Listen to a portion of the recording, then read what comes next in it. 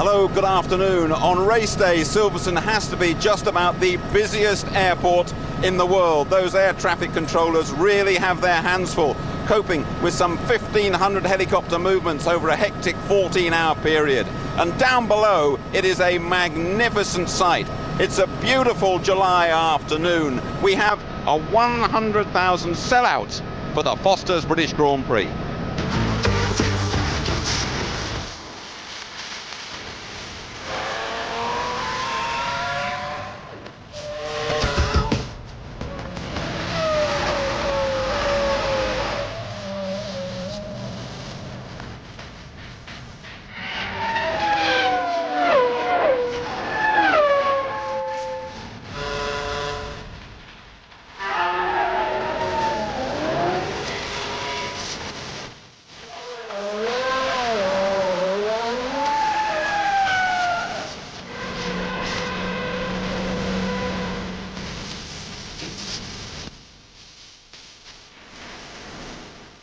There is massive home support for Jenson Button, and he's stuck the BAR on the front row.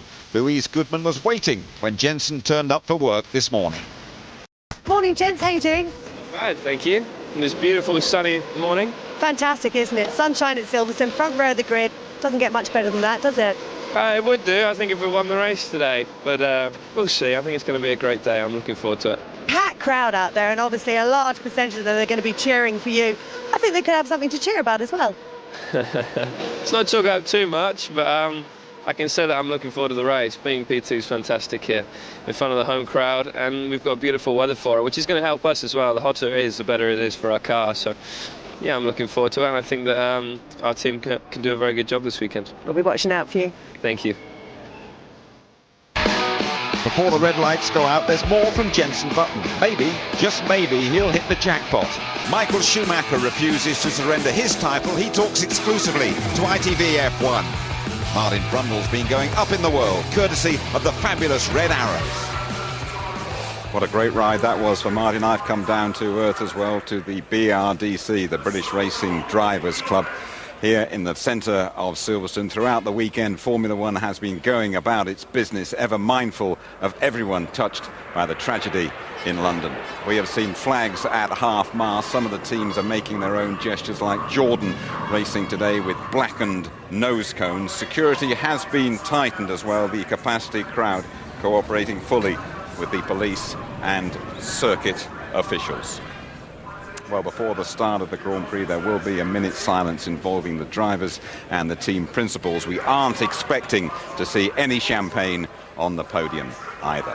Well, in just a moment, Martin Brundle will take you round Silverstone with Jenson Button. Before that, here is James Allen with his thoughts on qualifying.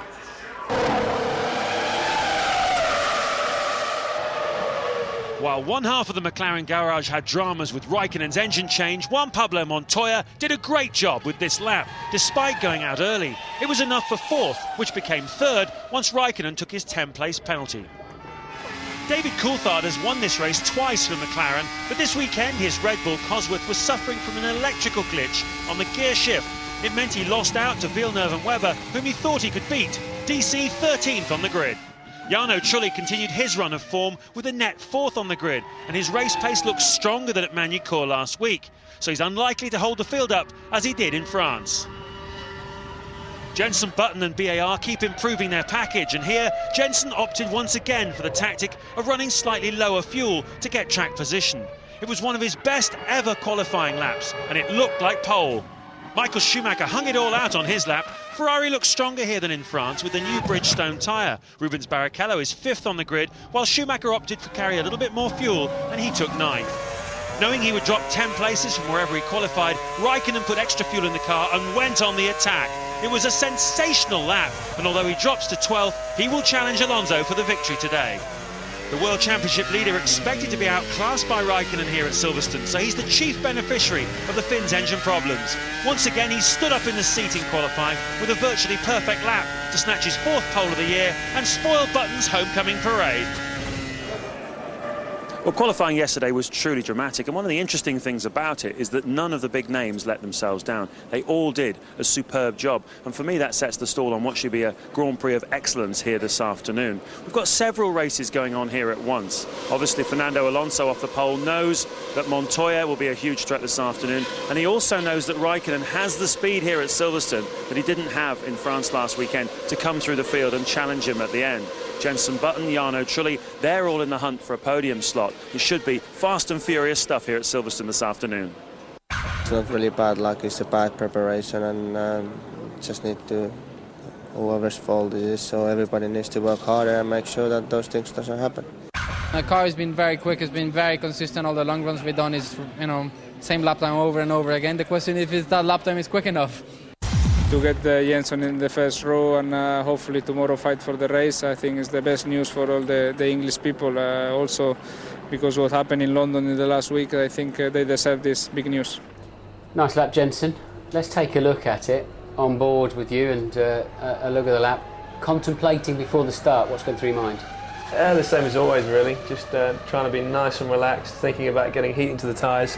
Especially around here, we've really struggled to get some heat into those tyres. Really? So that's a bit of a shock then when you head down to Copse for the first lap? Yeah, down one, get into Copse here, and a little bit of understeer in the car through there. We've suffered with that a little bit this weekend. Haven't really got rid of it. Look at the turn-in speed. This is an act of blind faith, isn't it, into Beckett's? That is going to stick. It is. You've got 2 flat-out corners, which is Maggots, and you're into Beckett's. But you've just got to be careful not to push too hard because you do screw the exit and you lose that speed down that long straight. What are you looking and thinking about now? I'm just not trying to be as relaxed as possible. I'm looking at my split time, so I've got on the dash. Through slow there, a little bit of understeer in the car, but I was really confident with the car that the rear was going to stay stuck. That's why I was able to brake so late into club there. You kept a nice wide entry though, gave you a nice easy straight line out and up then to Abbey. Yeah, at this point I'm feeling pretty pleased with myself actually, but I'm not obviously still not forgetting that there's half a lap to go. But the car's feeling good, and it's just about being as consistent as I possibly can through the lap. Now watch a full throttle through bridge. Look how wide you are there. Yeah, this is my favourite sector here. This is where I was quickest in qualifying. But I don't know why other people don't do it. I mean, it's just using a bit of extra circuit, and I'm able to get the car in a little bit better into the corner and carry the speed. Were the tyres fading towards the end? Not at all. They're consistent throughout the lap. There's a new bit of tarmac in the last corner, which gives you a nice bit of grip coming onto the straight there. But when I crossed the line, I was so happy because I couldn't have got anything else out of the car. This is a natural reaction, isn't it? Yeah, and I was just buzzing. What did you say underneath the crash helmet there? I had the radio on, and they said that I just made a loud noise. They weren't sure what it was. It's kind of like an animal in pain. You're surely going to be thinking a podium. Yeah, I mean it's not impossible, but it's possibly one of the most difficult podiums to fight for because we've got the Renault at the front of Alonso, we've got Montoya, and we've got Kimi, who still has a chance of fighting for a podium. So it's going to be tough, but I'm really excited. I'm really can't wait to get out there. And we cannot wait to see him either. He is buzzing, he's been screaming like an animal in the cockpit. Give us the hard-nosed ex-F1 driver's view. Can he do it? Yeah, I think today's going to be very difficult for him to win this Grand Prix. Unless you see something go wrong with maybe Alonso at the front, it's possible. But I think Jenson has got a great opportunity, putting himself on the podium, and I think second place is on the cards. Tony, this is fantastic here today. We mustn't forget, for a long time, we wondered whether we were going to be here for the British Grand Prix. Of course, there was a lot of doubt, and the international colleagues, our media coming through London, etc., came in and said, surely you can't have a Grand Prix. We followed the general mood of the country, that we're carrying on with things, albeit in a sombre mood, and we've got this 100,000 sellout crowd. We've got an absolutely brilliant day. The crowd are absolutely loving it. They're really up for it. We could have a great race. Kimi Raikkonen is bound to be involved in it, but that engine change has cost him dear again. Yeah, it was an oil pump that went this time, and for the second time in 2 races he had to go for it. But if you look at the 3 races from San Marino, including where they've lost the points, they lost a potential 22. If they'd had that, and Alonso assumingly had finished second, he'd be 4 points ahead in the championship now. Yeah, they've got to change the regulations, though. They must penalise constructors. They can't keep penalising the Drivers' Championship. They've got to do something with that. Fernando Alonso agrees with you, I'm sure, about that. What do you make of Michael Schumacher, a sort of supermarket car park shunt with his fellow German Nick Heidfeld? Well, it's definitely an insurance job, Jim. I don't know what was going on there with Michael. I don't know whether he was doing it on purpose, just to give him a little nudge. He may have upset him out in the circuit, or whether he just clearly got his judgment wrong. But it's not the kind of thing we expect from him. You know this place well. We get great excitement, and we have had big accidents too. Witness Jarno Trulli last year in the Renault. It's a horrendous accident. Coming out of Bridge Corner, there's 170 miles an hour on the exit of that turn now. You see the car turning over, the impact from the barrier, everything comes off the car. That's normal, we're expecting that. But Jarno a little bit shaken up. The doctor there a little bit over-ambitious with the way he pulls him away. He's probably clearly got a headache with that one. But, you know, Renault had a suspension failure. Let's hope they don't have it again. Trulli going well in the Toyota this season. Overtaking, we love to see the overtaking here. Remember, was it Barrichello and Raikkonen a couple of years ago? But that's the potential that we have today. You know, if Kimi can come through the field and get up with Alonso and Schumacher, etc., this is what we could have. And this was after the safety car. We lost count of the overtaking manoeuvres, and finally Barrichello got to go inside and outside of Kimi, and through he came like that. It was breathtaking. We could be in for that today. Let's hope so. Tony, it's another pole for Alonso, for Renault and for Michelin. Just chat us through the grid. Alonso's 4th pole of the season, but for Button, the weight of British expectation with his best Silverstone start in 2nd. And season's best for Montoya 3rd, 4th, Trulli's fast Toyota, 5th, 2003 winner Barrichello, 6th, Fisichella's Renault, 1.1 seconds behind Alonso, 7th, Takuma Sato, 8th, Ralf Schumacher, 9th, Michael Schumacher struggling with incorrect tyre pressures, 10th, Villeneuve Sauber, 11th, Mark Webber for Williams, 12th, Kimi Raikkonen qualified 2nd, demoted 10 for an engine change. He has to do it all over again. 13th, Coulthard, his worst ever Formula 1 grid at Silverstone. 14th, Heidfeld. 15th, Klein. 16th, Massa. 17th, Kartikeyan in the Jordan. 18th, Christian Albers, and 19th, Friesackers in the Minardi. 20th, Montero after an engine change penalty. Expect an electric start with all eyes on Button at the front and Kimi charging through the field. Thank you, Ted. It is 27 degrees where we're standing here in the paddock. On the track, it's 41 degrees, Tony. Not the sort of weather you'd choose for a jog round, but a pal of ours, Bob McKenzie, F1 writer of the Daily Express, he's had to run round here because last year he said, I will run round Silverstone naked if McLaren Mercedes win a Grand Prix, and they won in Spa. I know, he was forced into doing this. There's his daughter Lee McKenzie, who works for us and does our GP2 coverage. There's a strategically placed sporran what from an the awful Scotsman sight. McKenzie. Come on. Well, I think he's very aerodynamic. Look at him. A great friend of ours. At least he carried out the bet, and he was forced to do that by Bernie Ecclestone and, of course, Ron Dennis. Well done, Bob. I say I wouldn't do it. Oh, all for charity as well, Mark. Any views on that particular chassis? I thought the sporran maybe was a bit big, Jim, but there you go.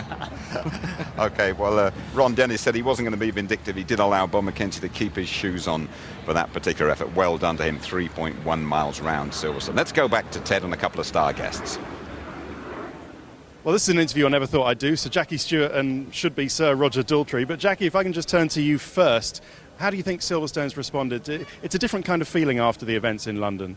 I think it's been a fantastic event. I think people have responded so positively. It's a typical example of Britain getting over a major problem and something that was so very sad. And here we've got a full house, the weather's wonderful, and it's going to be a good British Grand Prix. The best thing Formula One can do is just put on a great race, entertain everyone? Well, I think so. I mean, you can't ever get over the problems that we had on Thursday, but you have to get the spirits up. Motor racing used to experiencing sad moments, but you've got to get up and get on with life, and everybody here is, I think, fully respectful of what's happened, but they're here to see a major event. And Roger, what do you make of all this? I mean, you were fantastic, I must say, at Live 8 the other day. It was brilliant, but how does it compare to here? It makes rock and roll look positively primitive. It frightens me to death, and they're louder than us. That's if you can hear them. You still got your hearing left. I've got a little bit left, and that's why I bought these, because I want to keep what I've got left. OK, thanks very much. Exciting. It is great to see you both. Thank you. done a super job, hasn't he, David? Good to see him back with us for another year. I think DC has done a tremendous job, and it's great that we've got him back in Formula One, but, you know, he's a changed man. He's really enjoying his motor racing again. What do you make of Michael Schumacher's demeanour here this weekend then, Tony? He's miserable, absolutely miserable. I mean, Ross Brawn admitted in the press conference on Friday that we misinterpreted the regulations. I think they're missing key staff like Nicholas Tombasi from aerodynamics that's gone across.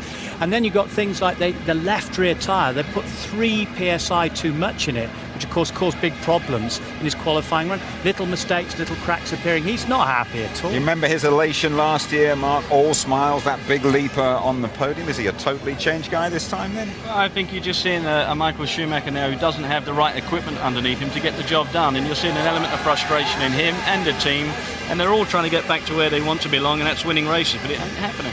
We have to point out he has crept up to third in the Drivers' Championship as the reigning world champion, Michael Schumacher. 5 behind Raikkonen, 29 adrift of the runaway leader, Fernando Alonso. Lives nearby in Oxford, by the way. Trulli's just a couple clear of Barrichello, then Heidfeld and Webber, Ralf Schumacher, Silverstone lover Fisichella, and David Coulthard. We're going to go now to Louise, who is with some of those pilots on the Drivers' Parade. As you can hear, there is just a fantastic response from all the fans here at the circuit. Let's just go and grab a word with some of the drivers, see what they think. David, is it always like this on the Drivers' Parade? No, things are looking up now you're here. But, you know, I was talking about the atmosphere, not the company. Oh, no, this is fantastic atmosphere, really great. And fair play to the British fans. They're really putting on a big show there with all their horns and their flags. So this is probably the biggest support we've had this year. Jensen's obviously starting from the front row of the grid. How do you think he's going to get on? Well, I think he's obviously done a great job in qualifying. There's probably some cars that are a little bit quicker in race for him, but he's got a good chance of being on the podium. Who knows, if there's something happens up front, he could win this. Right, I'm going to ask him how he thinks you're going to get on now. Follow me, where's Jensen? Jensen, sorry to interrupt you. David's just been telling me how he thinks you're going to get on. How do you think he's going to get on? He said you wouldn't know where he qualified. Was he 13th? Yes. Yay. I heard him saying that the worst thing is he's starting behind Mark and he's going to hold him up. I think that's all he said to me so far. This is fantastic, isn't it? It is. It's great to see. The only other Grand Prix I've seen this busy is Barcelona, so it's great to see so many fans here. It's good. And they're all, not all, but a lot of them cheering for you. The pressure's on you, actually. Are you a bit nervous about it? I think I'm strong enough to take it. I think I'll be all right. It is a flawless July afternoon. The race will be off in just over 20 minutes' time. Silverstone, a 100,000 sellout. The crowd all in. No significant traffic problems reported. The roads look pretty clear from my helicopter view a little bit earlier on. Umbrellas up to keep the sun away, just like Australia. Webbo.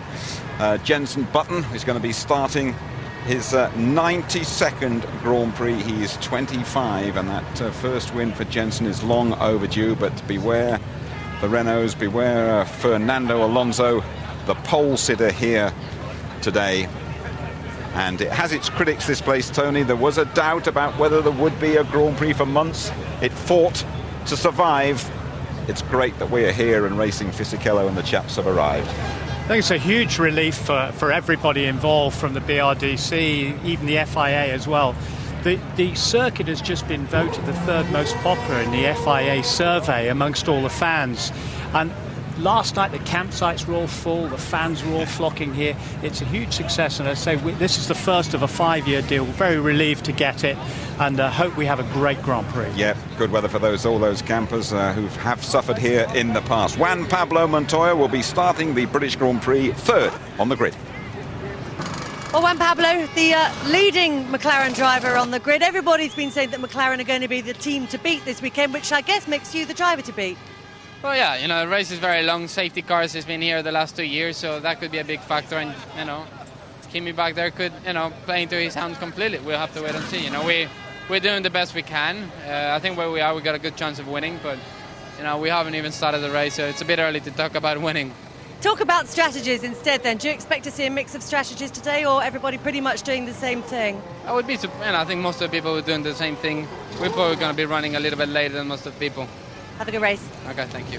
Yeah, watch out for Juan Pablo. He has a very good record here at Silverstone. Let's go down to the sharp end of that grid. There's your man, Martin. Hello everybody, welcome to the grid. You should be here. There's so much excitement. We've got the band of Her Royal Majesty's Royal Marines here, and they're firing up every so often. Let's head into the grid. Fantastic crowd. When Jenson Button cruised into his slot, they absolutely erupted down here. There's a lady on this grid I want to try and find first. Dame Ellen McCullough. I've met a lot of very famous people on this grid, and I'm so looking forward to meeting her. Dame Ellen, ITV, good to see you. By the way, happy birthday for a couple of days ago. Oh, thank you.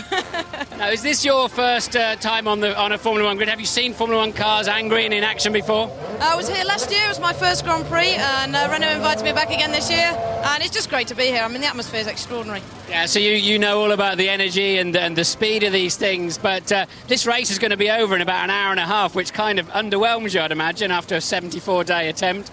Well, it's a bit different, I guess, but you know, those guys, their minds must already be out there. I can kind of understand that. It may be shorter, but you've still got to have so much concentration. What sort of top speed would you get up to as you're going around the world? Oh, 36 knots, which is not far from 36 miles an hour, so nowhere near as fast as this. Yeah, but at least their track's going to be in the same place every lap when they come round, isn't it? Who are you here with today? Who are you supporting? I'm here with Renault. We've been working with them for just over 2 years now, and I came here with them last year, so it's great to be back here again, and with a car in pole position, we couldn't wish for more. So you're looking for Fisichella and particularly Alonso then, that's who you're hoping for the win today? That's right, I was talking to them both earlier, and yeah, wish them all the best. Have you experienced anything like, obviously in racing conditions, where you've got this energy at the start of an event where you have to just keep your head cool and all that, or are you always thinking longer term?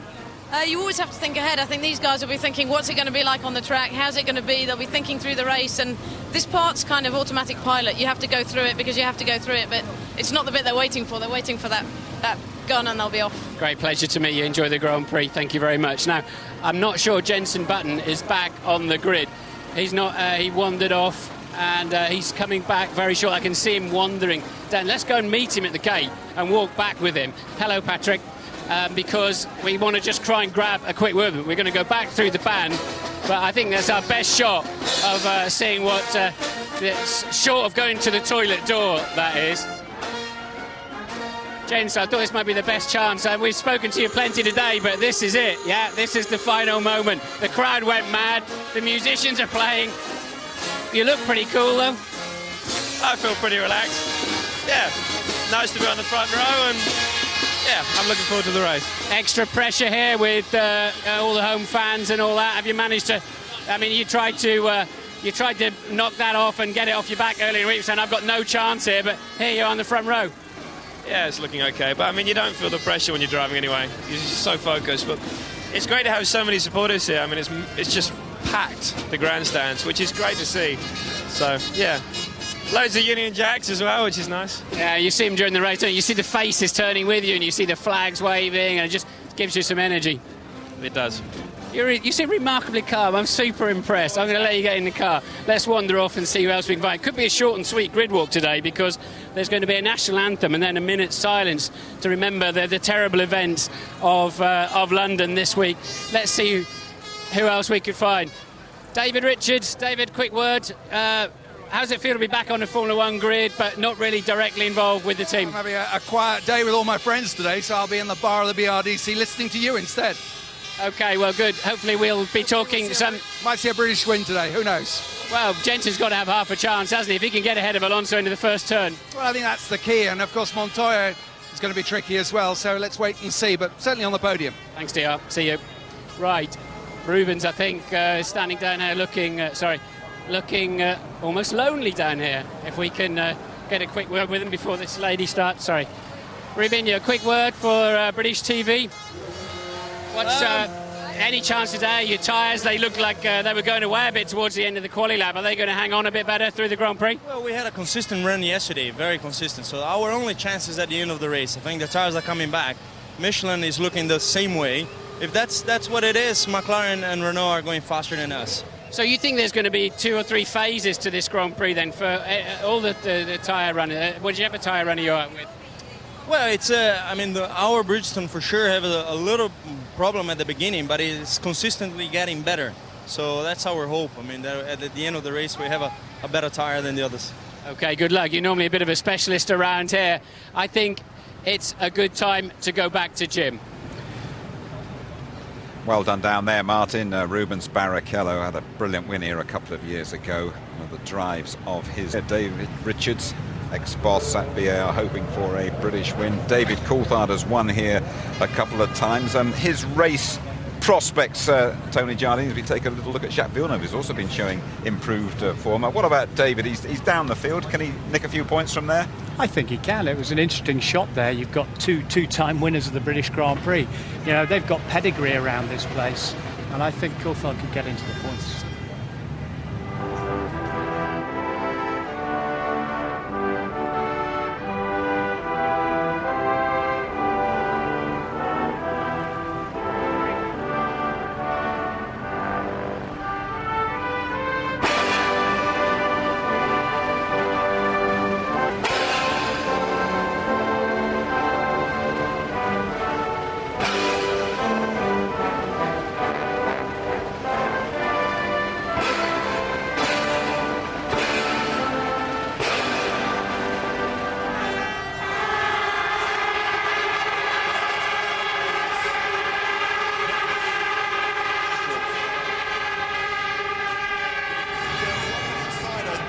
The British Grand Prix, an essential ingredient in the British sporting summer.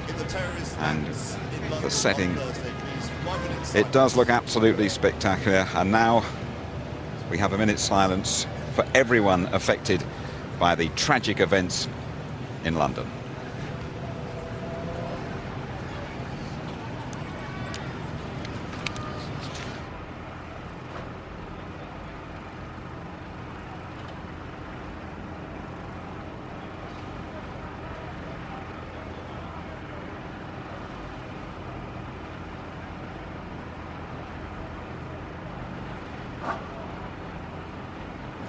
Okay.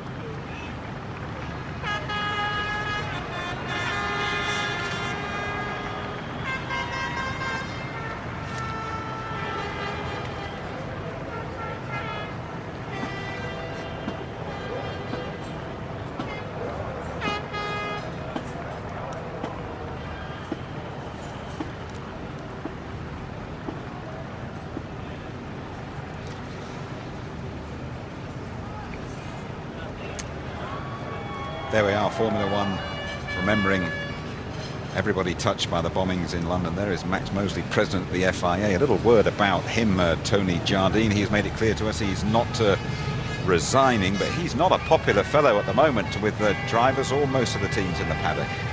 No, he's not, and I think what Mark and I were very worried about, and the rest of Formula One, is that it's driven a big wedge between the manufacturers' teams, the Gang of Seven, so-called, and the FIA, and Ferrari have sided with the FIA as well. There's Fernando Alonso, pole sitter. He's won every race from pole that he started this year, and he's looking in good shape, isn't he, especially the work they did on the car overnight. So Mark, just give us your thoughts about the race. How crucial is that first corner? Who gets there first? It's obviously the important factor, but Alonso and the Renault, we know it's a fast starting car. They're always off the line very good, and you know, Alonso definitely is going to go out there and get this race under his belt. I think Montoya could be a little bit of a fly in the ointment. Jensen with a fuel load is going to be okay, but I think Raikkonen's got the tough task today. He really needs to get up and try and score some big points to go towards this World Championship. VAR, great optimism there. And that's a little word on Ferrari. You know, Rubens Barrichello always goes pretty well here, Tony. Well, he loves this place. You have to remember he drove for Jackie Stewart's team. He drove in Formula 3 teams. He's done a lot of testing around here.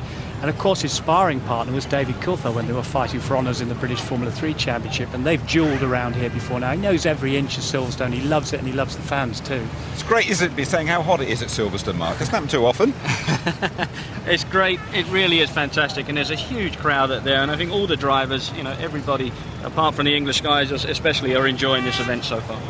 Thank you, Mark. Thank you, Tony. Yep, we are racing. We are ever mindful of everyone who's been affected by the London bombs. We wonder if this man Jenson Button can become the first Englishman to win around Silverstone since Johnny Herbert 10 years ago. Jenson needing some of that Mansell people power from his balmy army. Oxford resident Alonso alongside him really has top-class honours so far this season. We're going to be watching for Montoya and for Trulli, and we're awaiting a surge from the back from the Iceman Kimi Räikkönen. Believe me, it is great to be at home for the British Grand Prix.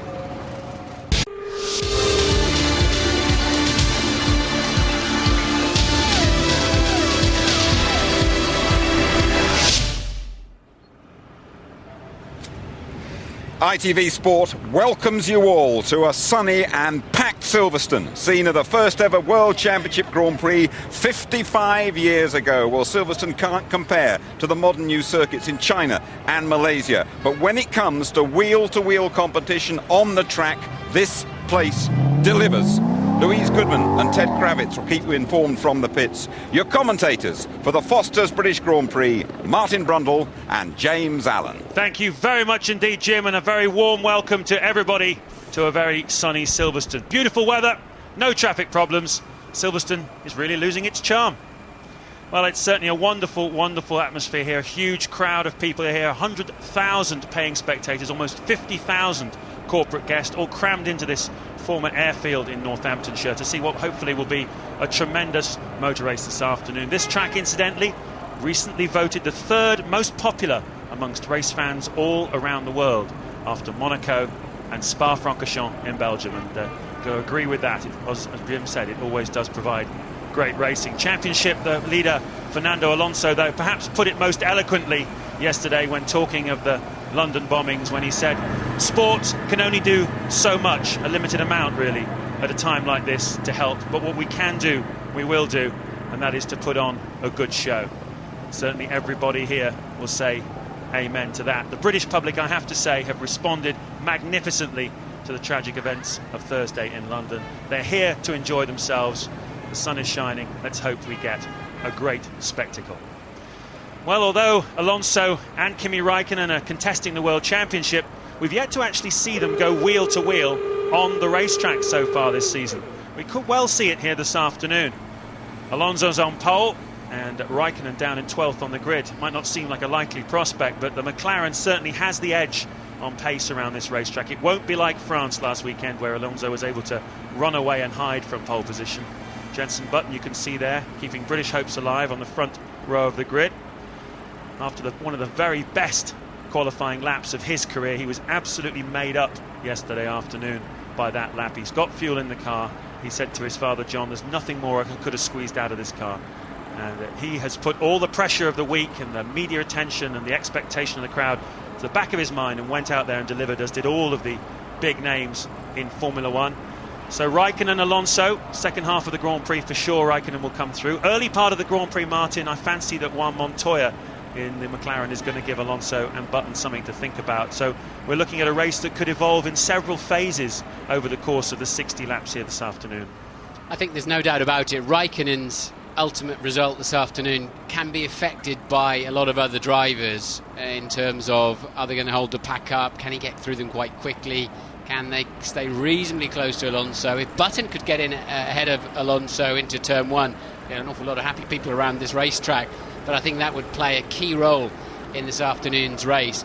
Also, I think everybody from, say, Sato in 7th through to Clean Massa even in 16th, if they want to score points this afternoon, they're going to have to hustle, particularly in the early stages of the Grand Prix, to a big yawn, a nervous yawn going on inside that crash helmet there from Juan Pablo Montoya. So I think there's going to be two separate races going on by and large. It's to for the podium and very much then for the point involving, as I say, the top 16 runners here this afternoon. Montoya must be looking good for a Grand Prix victory here too. Surely he's got more fuel on board than almost anybody else on that grid, other than, I suspect, Kimi Räikkönen.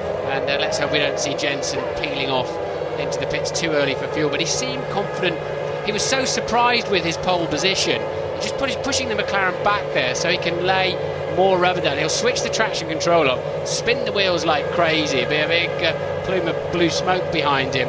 But Räikkönen wanting then to give himself the best slingshot. Now, the good thing about the Silverstone grid is it's got equal grip pretty much, both sides, certainly more so than many other tracks around the world. You can get an electric getaway from the inside, our left-hand side as we're looking at them there. Well, one of the things that Räikkönen's going to have to deal with as we get ready for the parade lap, the heat haze, 45 degrees the track temperature and 27 the air temperature. There is Räikkönen. Is a thing called field spread, because it's a very fast racetrack. It's a single line around a lot of the fast corners as they head off on their parade lap, rather slow to react, most of the drivers.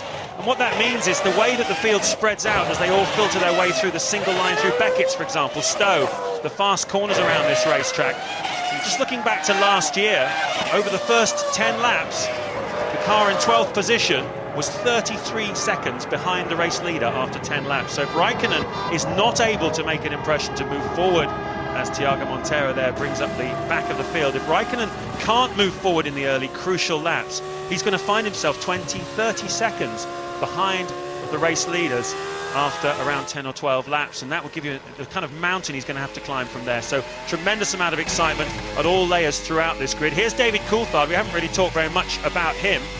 He had a reasonable qualifying lap yesterday in the Red Bull Racing, powered by the Cosworth engine, still the only engine maker not to suffer an engine failure during the Grand Prix weekend. They're still following the old 2x2 race system. Everybody else has lost one at some point, but Coulthard 13th on the grid and hopeful of some World Championship points this afternoon. That you can see is the Constructors' table. 24 points the margin between Alonso and Räikkönen going into this Grand Prix, so Alonso will be the championship leader whatever happens going away from here as Flavio Briatore makes his way back. It's a fast track Silverstone, 144 miles an hour, the average lap speed, despite one or two slow corners in the final part of the lap. An F1 car covers about a mile every 20 seconds around this racetrack. There is the man with the big responsibility, Charlie Whiting, the FIA's race director. And that's Jenson Button's father, John, who I was mentioning before, with Jules Kopinski just to the left there, just out of frame, and Jenson's personal assistant. A very nervous man, John. He was leaning against the garage wall smoking a cigarette as I walked up here to come to the commentary box. He's lived it, hasn't he? He's lived every moment from the first kart race and getting up 5, 6 o'clock in the morning, travelling all over the country to watching Jenson on the front row of the grid. Not for the first time, but obviously a lot of expectation, a lot of pressure on Jenson's shoulders this afternoon. Anyway, I was just thinking Räikkönen's best chance, I hate to say this in many respects, but his best chance this afternoon is if Montoya can get up and hustle Alonso too. So we know how fast that Renault is off the line. Now they're just trying to pump some heat into those rear tyres. I was very surprised how few cars drilled it away from the line. There's a bit of rubber down on the start line from previous races, the GP2 in particular. Kimi Räikkönen having to make his way past a car. It's quite unusual on this lap, but as long as you don't fall to the tail of the field, you can regain a few positions. Takuma Sato seems to be stuck out of position. Indeed he is. He's at the back of the grid. He's not even made it onto the grid hatchings yet, so new situation for this year. Any cars with problems get pushed off the grid. They can then start from the pit lane if they can get the car going. Charlie Whiting is aware of the situation. The car appears to be stuck in gear at the moment. Marshall's running onto the racetrack to try and get it to move. He may have to abort this start, but now he's going for it. He's going for it. So, off the start line, turn up the sound and enjoy 20 Formula 1 cars go racing at Silverstone. And down to the first corner they fly, and it's edgy, very edgy stuff indeed between the Renault of Alonso and Montoya's McLaren. They're side by side, going down to Beckett's. Montoya is alongside, and Montoya's through. What a great great start by the Colombian into Beckett. Just listen to the crowd.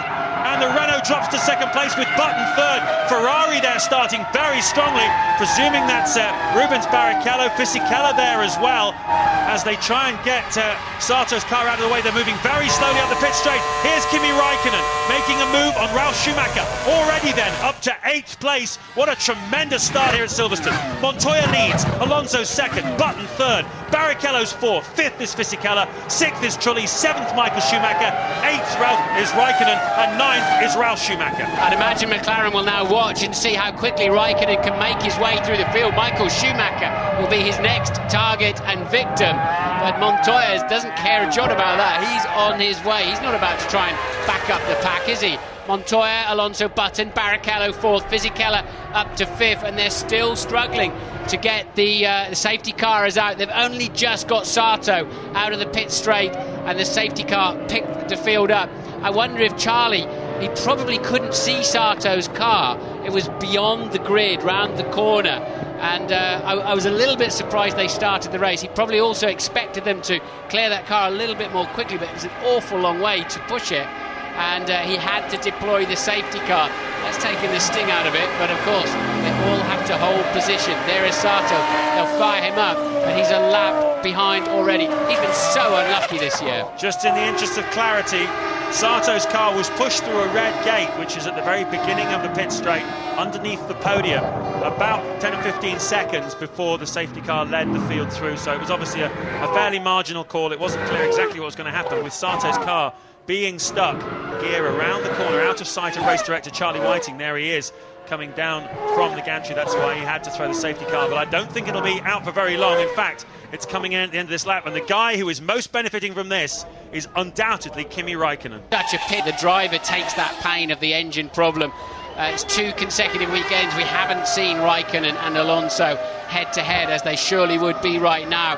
And we saw Raikkonen really struggling. He wasn't even full throttle through Bridge Corner in the turbulent air coming off the back of that Ferrari of Michael Schumacher.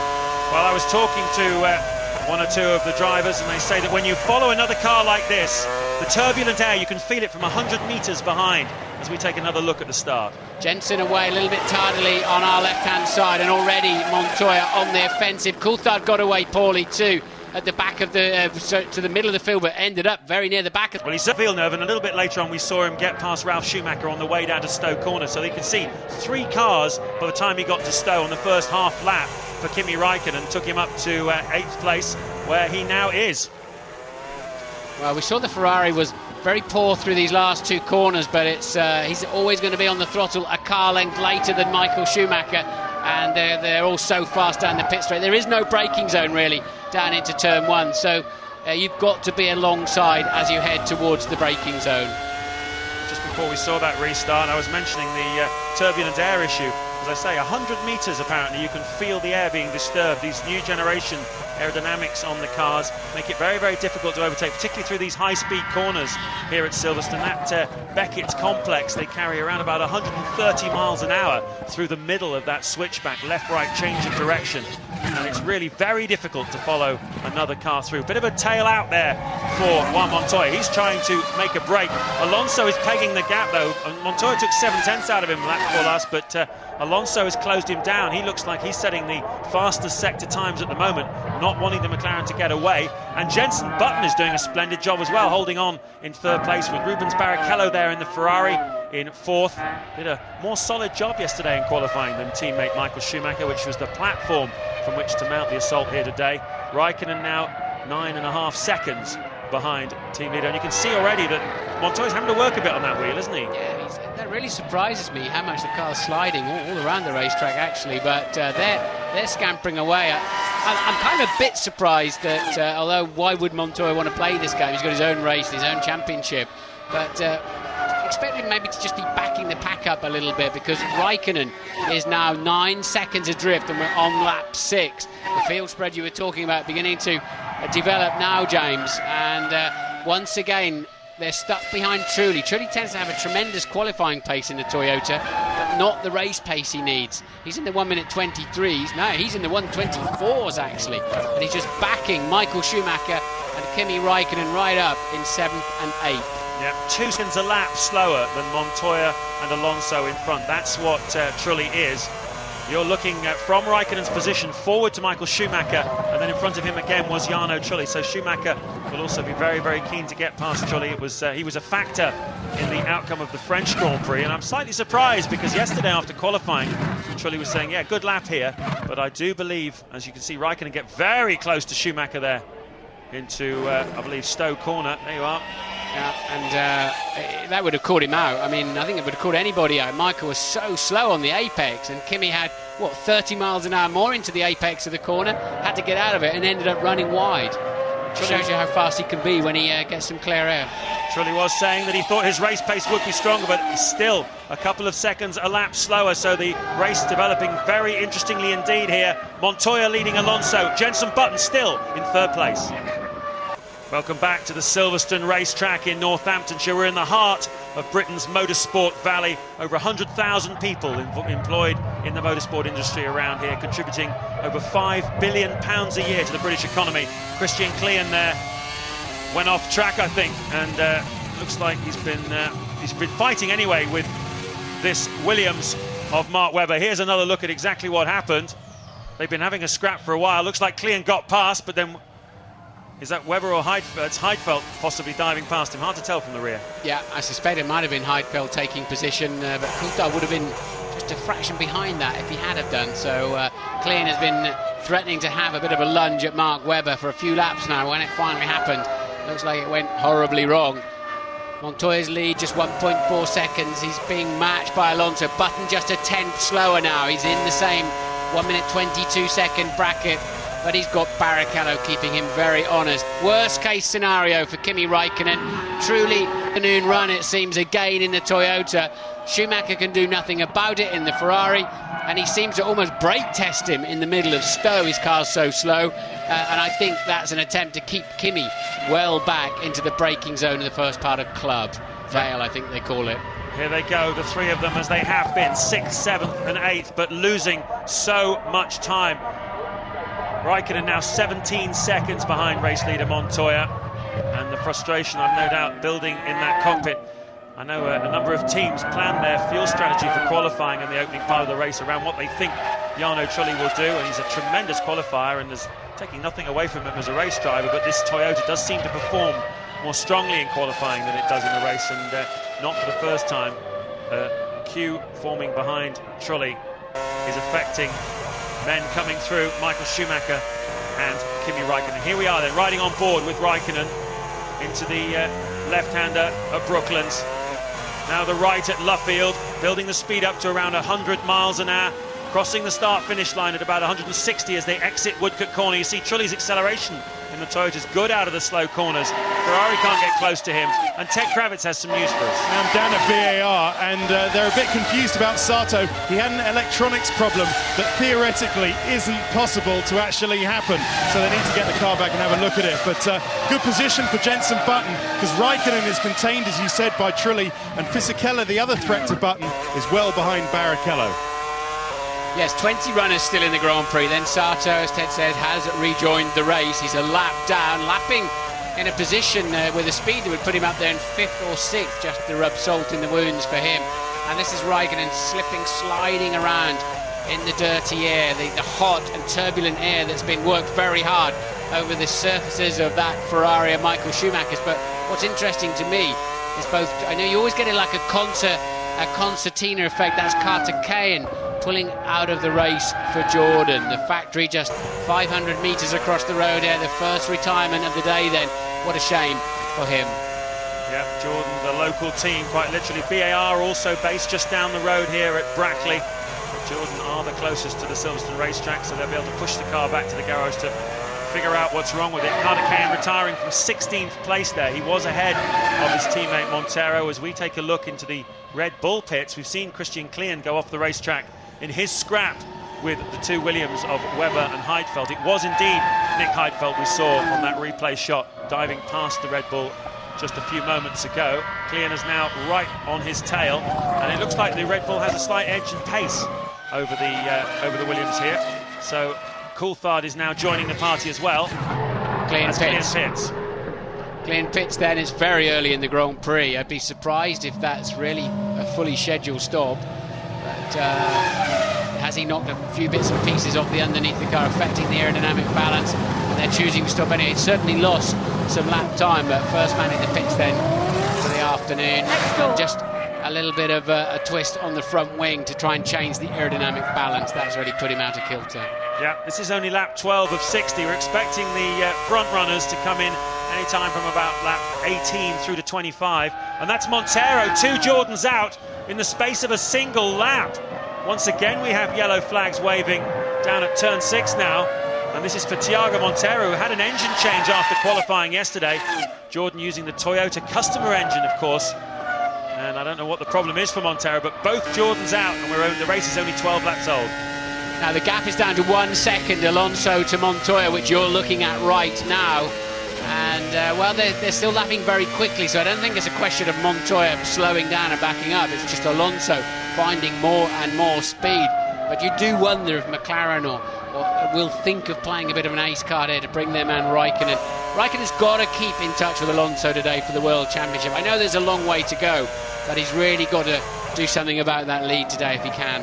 Certainly does, but don't forget what happened in Canada. Montoya on a tremendous charge, looked like he was going to win the race. Then the safety car came out, and McLaren, by their own admission, made a terrible mistake not bringing Montoya in. Totally compromised his race that ended up with him being disqualified after he drove out of the pits with the red light on. So he is driving for himself here this afternoon as well as for the team. He said yesterday, I'm going for the victory tomorrow at Silverstone. Raikkonen wants to get past Michael Schumacher. The frustration builds there. This is lap 13 of 60. Lap 16 of the British Grand Prix. You ride on board with Kimi Raikkonen. Michael Schumacher is in front of us as we plunge into Copse Corner at 160 miles an hour in 5th gear, down towards Maggots, 180 miles an hour before a little lift, down a gear, through the Beckett's complex, 130 miles an hour, cars swinging left, right, left, and then out onto the hangar straight. Raikkonen struggling a little bit, you see, in the dirty air of the car in front, which is Michael Schumacher. Jarno Trulli is in front of him. This is the battle for 6th place. It's also a battle which is potentially costing Raikkonen the victory here at Silverstone. He so desperately needs to get himself back on terms in the World Championship with Fernando Alonso. He is now 26 seconds behind race leader Juan Montoya in the McLaren. Alonso is 2nd, Button is 3rd, Barrichello 4th, Fisichella 5th, and Trulli in 6th. At the head of this little queue, and in a way, if you're McLaren, you've got to make a bit of a decision here. There's a long way to go in the race, but Montoya taking points off Alonso at the front is a good thing. You certainly want Raikkonen to come through as much as you can. We think he's carrying a little bit more fuel than the others, but tactically it's going to be fascinating for McLaren. And Louise Goodman has some news for us. Yeah, I've been down at the Red Bull garage. We saw Christian Kien coming to make an early stop. I wasn't expecting him that early, neither were the team under normal circumstances, but we did see him have a bit of an off-track excursion. So the team decided to react to that, bring him in early, change his strategy. Whilst he was in, they made an adjustment to the front wing because he wasn't terribly happy with the balance of the car, but he still seems to be struggling a bit, still running wide on a couple of corners, so they obviously haven't managed to correct that for him. Yes, and thank you for that, Louise.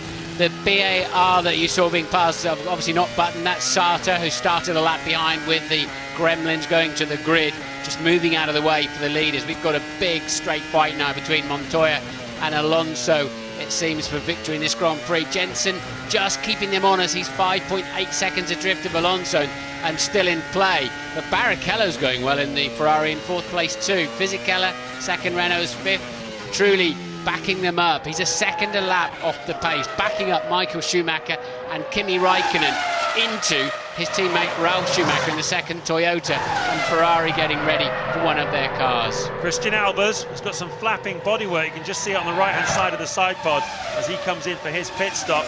It's on the other side of the car. Looks like Ferrari are getting ready indeed. Here we go for Barrichello. He dives into the pits. This is lap 18 of 60, so Barrichello was running relatively light in qualifying yesterday. That means Trulli, Michael Schumacher, Raikkonen all move forward. It's all good news for Raikkonen and Schumacher, but they really want Trulli to be pitting in the not too distant future as Barrichello goes out again.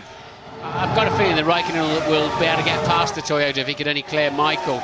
Normally the two Ferraris would come in at a similar time, so maybe Michael Schumacher could be in shortly.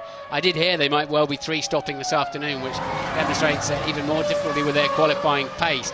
But as Ruben said to me on the line, I think our tyres are going to come good towards the end of the Grand Prix. I expect us to be there. So they've short-fueled him. I wonder if they're looking to Jensen on the track position. But Jensen should be okay there. He's two-stopping.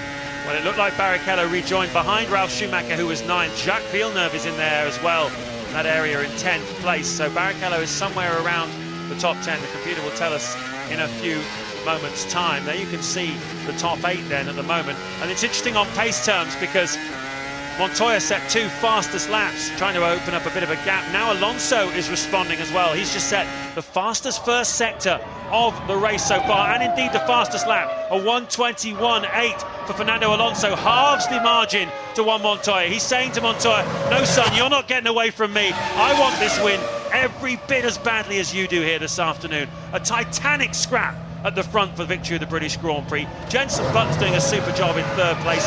Lost a little ground early on, but his lap times are comparable with Montoya's now in the low 1:22s. Also, Fisichella is lapping at that sort of pace too in 4th place. And then Trulli, as we said, is, well, he's a second a lap slower, and that's bad news for Schumacher and Raikkonen. I'm expecting the front runners in, I don't know, somewhere around that 22, 24, something like that is our best guesstimate. Montoya doing a great job out there this afternoon, keeping Alonso at bay. And here's the other battle then. The Toyota truly beginning to pull a gap out to Michael Schumacher, and Raikkonen just can't get closer than that half second. Well, what's interesting to me is that Alonso was really downplaying his chances going into this Grand Prix. At the test at Silverstone a few weeks ago, the McLaren was so much faster than the Renault, and Alonso was making a great deal of that, saying, listen, if I get a podium out of this weekend, I'll be happy. I think he'll be very happy indeed after 18 laps to be only 7/10 of a second behind Juan Montoya. And if he's got a little bit more fuel in the car, which is possible, we'll find out in the next few laps, then he's game on to have a real crack at winning this one, especially as Raikkonen seems to be, well, he's going to really have his work cut out in the second half of the Grand Prix after the bad start he's had. Well, I'm sure they'll be telling him also he's 29 seconds ahead of arch rival for the championship, Kimi Raikkonen. Raikkonen has very much been sidelined now, I think, for victory this afternoon. I'm still looking forward to some fireworks when he gets some clear air to bring him, haul himself up into the better points-paying positions. And of course, still a long way to go in terms of reliability, driver error, tripping over other people. But he'll be getting well fed up with the back view of that Ferrari.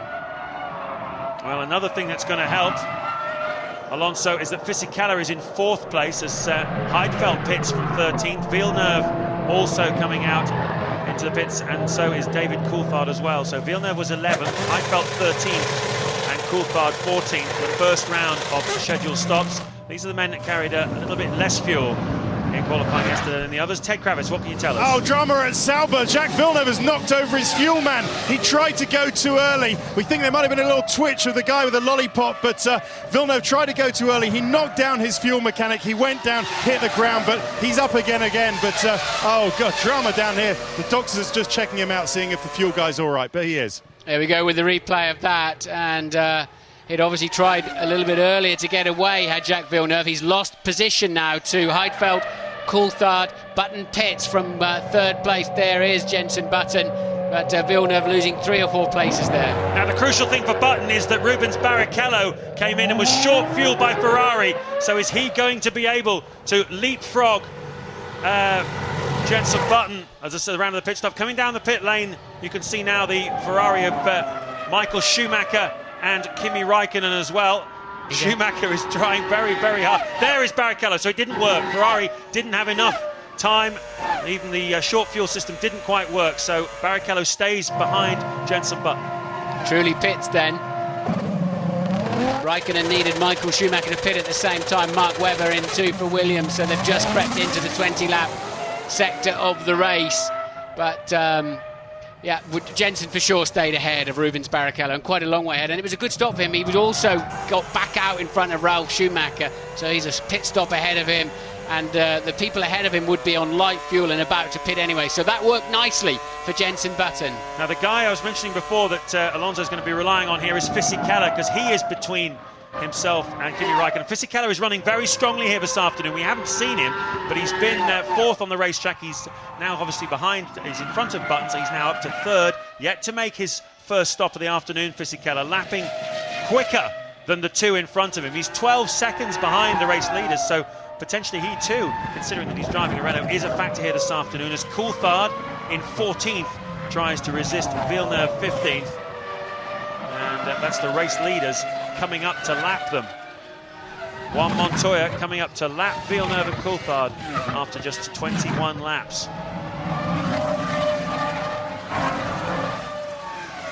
Ralf Schumacher pits from 8th, final points paying position. In he comes, and you can see Villeneuve trying once again to get past Coulthard. These two have had a few scraps over the years. Great friends they are. They travel the circuits of Europe together and park their motorhomes next door to each other, with Jenson Button as well, part of the little corral in the campsite. A very exclusive campsite it is as well. McLaren ready for one of their two drivers. This is lap 22. They've gone a little further than many people in the paddock imagine, and into the pits goes the race leader, Juan Montoya. In he comes then. And that's important though, because just ahead of Alonso, and he'll be about 2 seconds a lap faster than Coulthard and Villeneuve, who are squabbling just in front of him. He may lose time on this next lap or two, or the in-lap, indeed, if he's stopping this time around. That's cost him dearly. Fisichella has blitzed the fastest lap of the race. Montoya gets away. Almost sounded like he was trying to stall, didn't it? But he looks like he's going to go out into beautiful clear air, and Alonso surely is going to lose time behind Villeneuve and Coulthard. Well, here's Alonso losing some more time. David Coulthard taking a little while to get past. So Montoya rejoined comfortably in front of Michael Schumacher and Kimi Raikkonen. Jarno Trulli pitted, we saw. He's dropped down to 10th place, so he's out of the way, as Villeneuve has another go at David Coulthard. Side by side they are, and Villeneuve very uncompromising. Coulthard has to run wide, and Villeneuve makes the pass stick. Great move. Yeah, good effort there from Jacques up the inside, had a better run out. Coulthard compromised by allowing the leader through, which he's obliged to do with the blue flags, and Jacques punished him for that by getting a cleaner run out of Club Corner and a better top speed up to the Abbey chicane. Fisichella still flying, he's going well at this stage. Here's a replay then up to Abbey, about 180 miles an hour. DC tries to squeeze him, Jacques having none of it. I thought he might lock his wheels and go straight on there, but no problem. Alonso in. Race leader into the pits, Fernando Alonso. He's gone a lap longer than Montoya. It was less than a second behind him when they made the stops. Montoya's stop was neat and tidy, 8.8 seconds. This one is slightly slower, and Montoya, where is he? There's Alonso coming out of the pit lane. Here comes Montoya across the start-finish line on the right of your screens. Alonso on the left. Who's going to get into Maggots first? Looks like it'll be Montoya as Alonso gets back up to speed. They're side by side. It's a tremendous scrap as it was on the opening lap. And Alonso not quite enough. Just a fraction of a second less on the pit stop, and he'd be in the lead. As it is, Montoya scythes in front of him, as he did on the opening lap, to regain the lead of the British Grand Prix. Cracking stuff. They were obviously watching the red arrows earlier on, weren't they, with all the formation stuff. That was amazing driving from both of them. And, well, just having to pass to Coulthard and I think Villeneuve cost him about a second on the way in, cost him the chance of the Grand Prix. So Fisichella now leads this Grand Prix. Montoya had the inertia, had the momentum, although it looked as if Alonso had got a head start, didn't it, coming out of the pit lane. Montoya comes out of that corner with 170, 180 miles an hour, and he just managed to carry it through. But Alonso will get another chance. So, on the racetrack, the leader at the moment, on lap 24, is Giancarlo Fisichella, but he has yet to make a stop. So the net leader of the Grand Prix, effectively, people who have made their stops, is Juan Montoya with Fernando Alonso behind him. And Fisichella was about 10 seconds behind that pair before they made their pit stop. So we expect him to resume, depending on what kind of pace he's had and they've had relative, he should be about 8 or 9 seconds behind them when he makes his stop. Into the pits comes the Ferrari of Michael Schumacher. He went 25 laps into this Grand Prix on the fuel with which he qualified. A couple of little mistakes yesterday in qualifying, harmed his grid slot. His body language this weekend hasn't been great, Michael Schumacher. He hasn't been very comfortable in his skin, has he, this weekend? He's been signing autographs and good grace generally with the public, I have to say, but you can tell he just doesn't like the situation that he's in. Kimi Raikkonen, I have to tell you, is currently up into 4th place. 21 seconds behind race leader Fisichella, but 3 seconds behind Montoya, and yet Raikkonen's still got to make a pit stop. So that's how much time he's lost. There you can see Raikkonen has closed right up. It's not 3 seconds anymore. It's just a matter of a few car lengths. Alonso does not want to let Montoya get away from him. Now Alonso looking threatening, having a feint up into the Abbey chicane, and the problem for Raikkonen now is he can't pull out those quick laps he needs, because just ahead of him his arch rival but freshly refueled Alonso and his teammate Montoya, and they will probably be significantly slower at this stage of the Grand Prix. Fisichella pits from the lead at the end of lap 25. Exactly right, Martin. I mean, Raikkonen wants to be doing laps in the low 121s. Instead, he's doing laps in the 22s, stuck behind the heavily fueled Montoya and Alonso. Fisichella rejoins after his pit stop. He led briefly then here at Silverstone. He went quite a long way into the Grand Prix, didn't he? 26 laps. Still Raikkonen yet to make a stop. And this is Raikkonen all over the back of Alonso. He's a pit stop adrift. We don't know how many times he's stopping this afternoon, of course. But Raikkonen then now in the dirty air of the Renault. But he was much faster through Copse Corner, and he'll surely be faster with less fuel down the back straight. He's in the slipstream now, and Alonso goes to cover the inside line, but he's no need to trip over Raikkonen, no need to give him too hard a time. To drop out of the Grand Prix there would be a crazy thing to do, and smartly Alonso, old head on young shoulders, let him go through. That was for pride. Kimi Raikkonen did that for pride, no question whatsoever. He knows the situation he's in. The start has compromised him badly. Being stuck behind Trulli has compromised him badly. He's got a very light car. Alonso's full of fuel. Alonso, as Martin said, very intelligently didn't make a fight of it. Psychologically, Raikkonen will have known that he's gone wheel to wheel and gone past him, but we all know the circumstances in which he did it. And look, Alonso offered no resistance. Well, he parked his car in the middle and said, I'm going to make it as hard as I can for you, but I'm not going to lose a wheel up against you today, mate, amigo, or whatever he's saying inside the cockpit there. But significantly, it's put Alonso a long way behind Montoya now. And finally, Raikkonen pits then.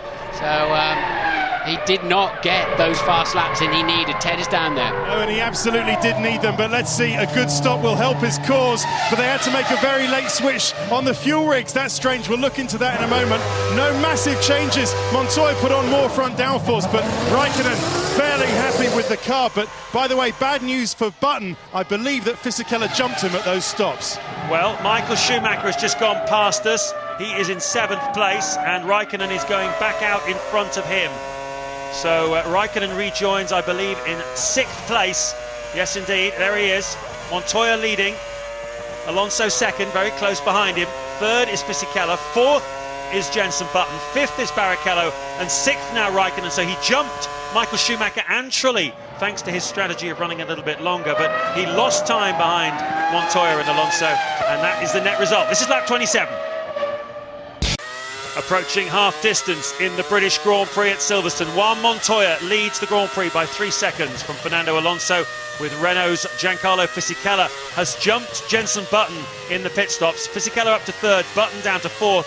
I'm delighted to say that the BAR sporting director Gilles de Ferran, himself no mean racing driver, winner of the Indy 500 of course, now running the team, is joining us from the pit wall. Gilles, thanks very much for joining us. And Jenson losing out to Fisi there. Yeah, that was the thing. Fisi he went a little bit longer than we did, and it was able to put a few fast laps just before his pit stop, and unfortunately went by us.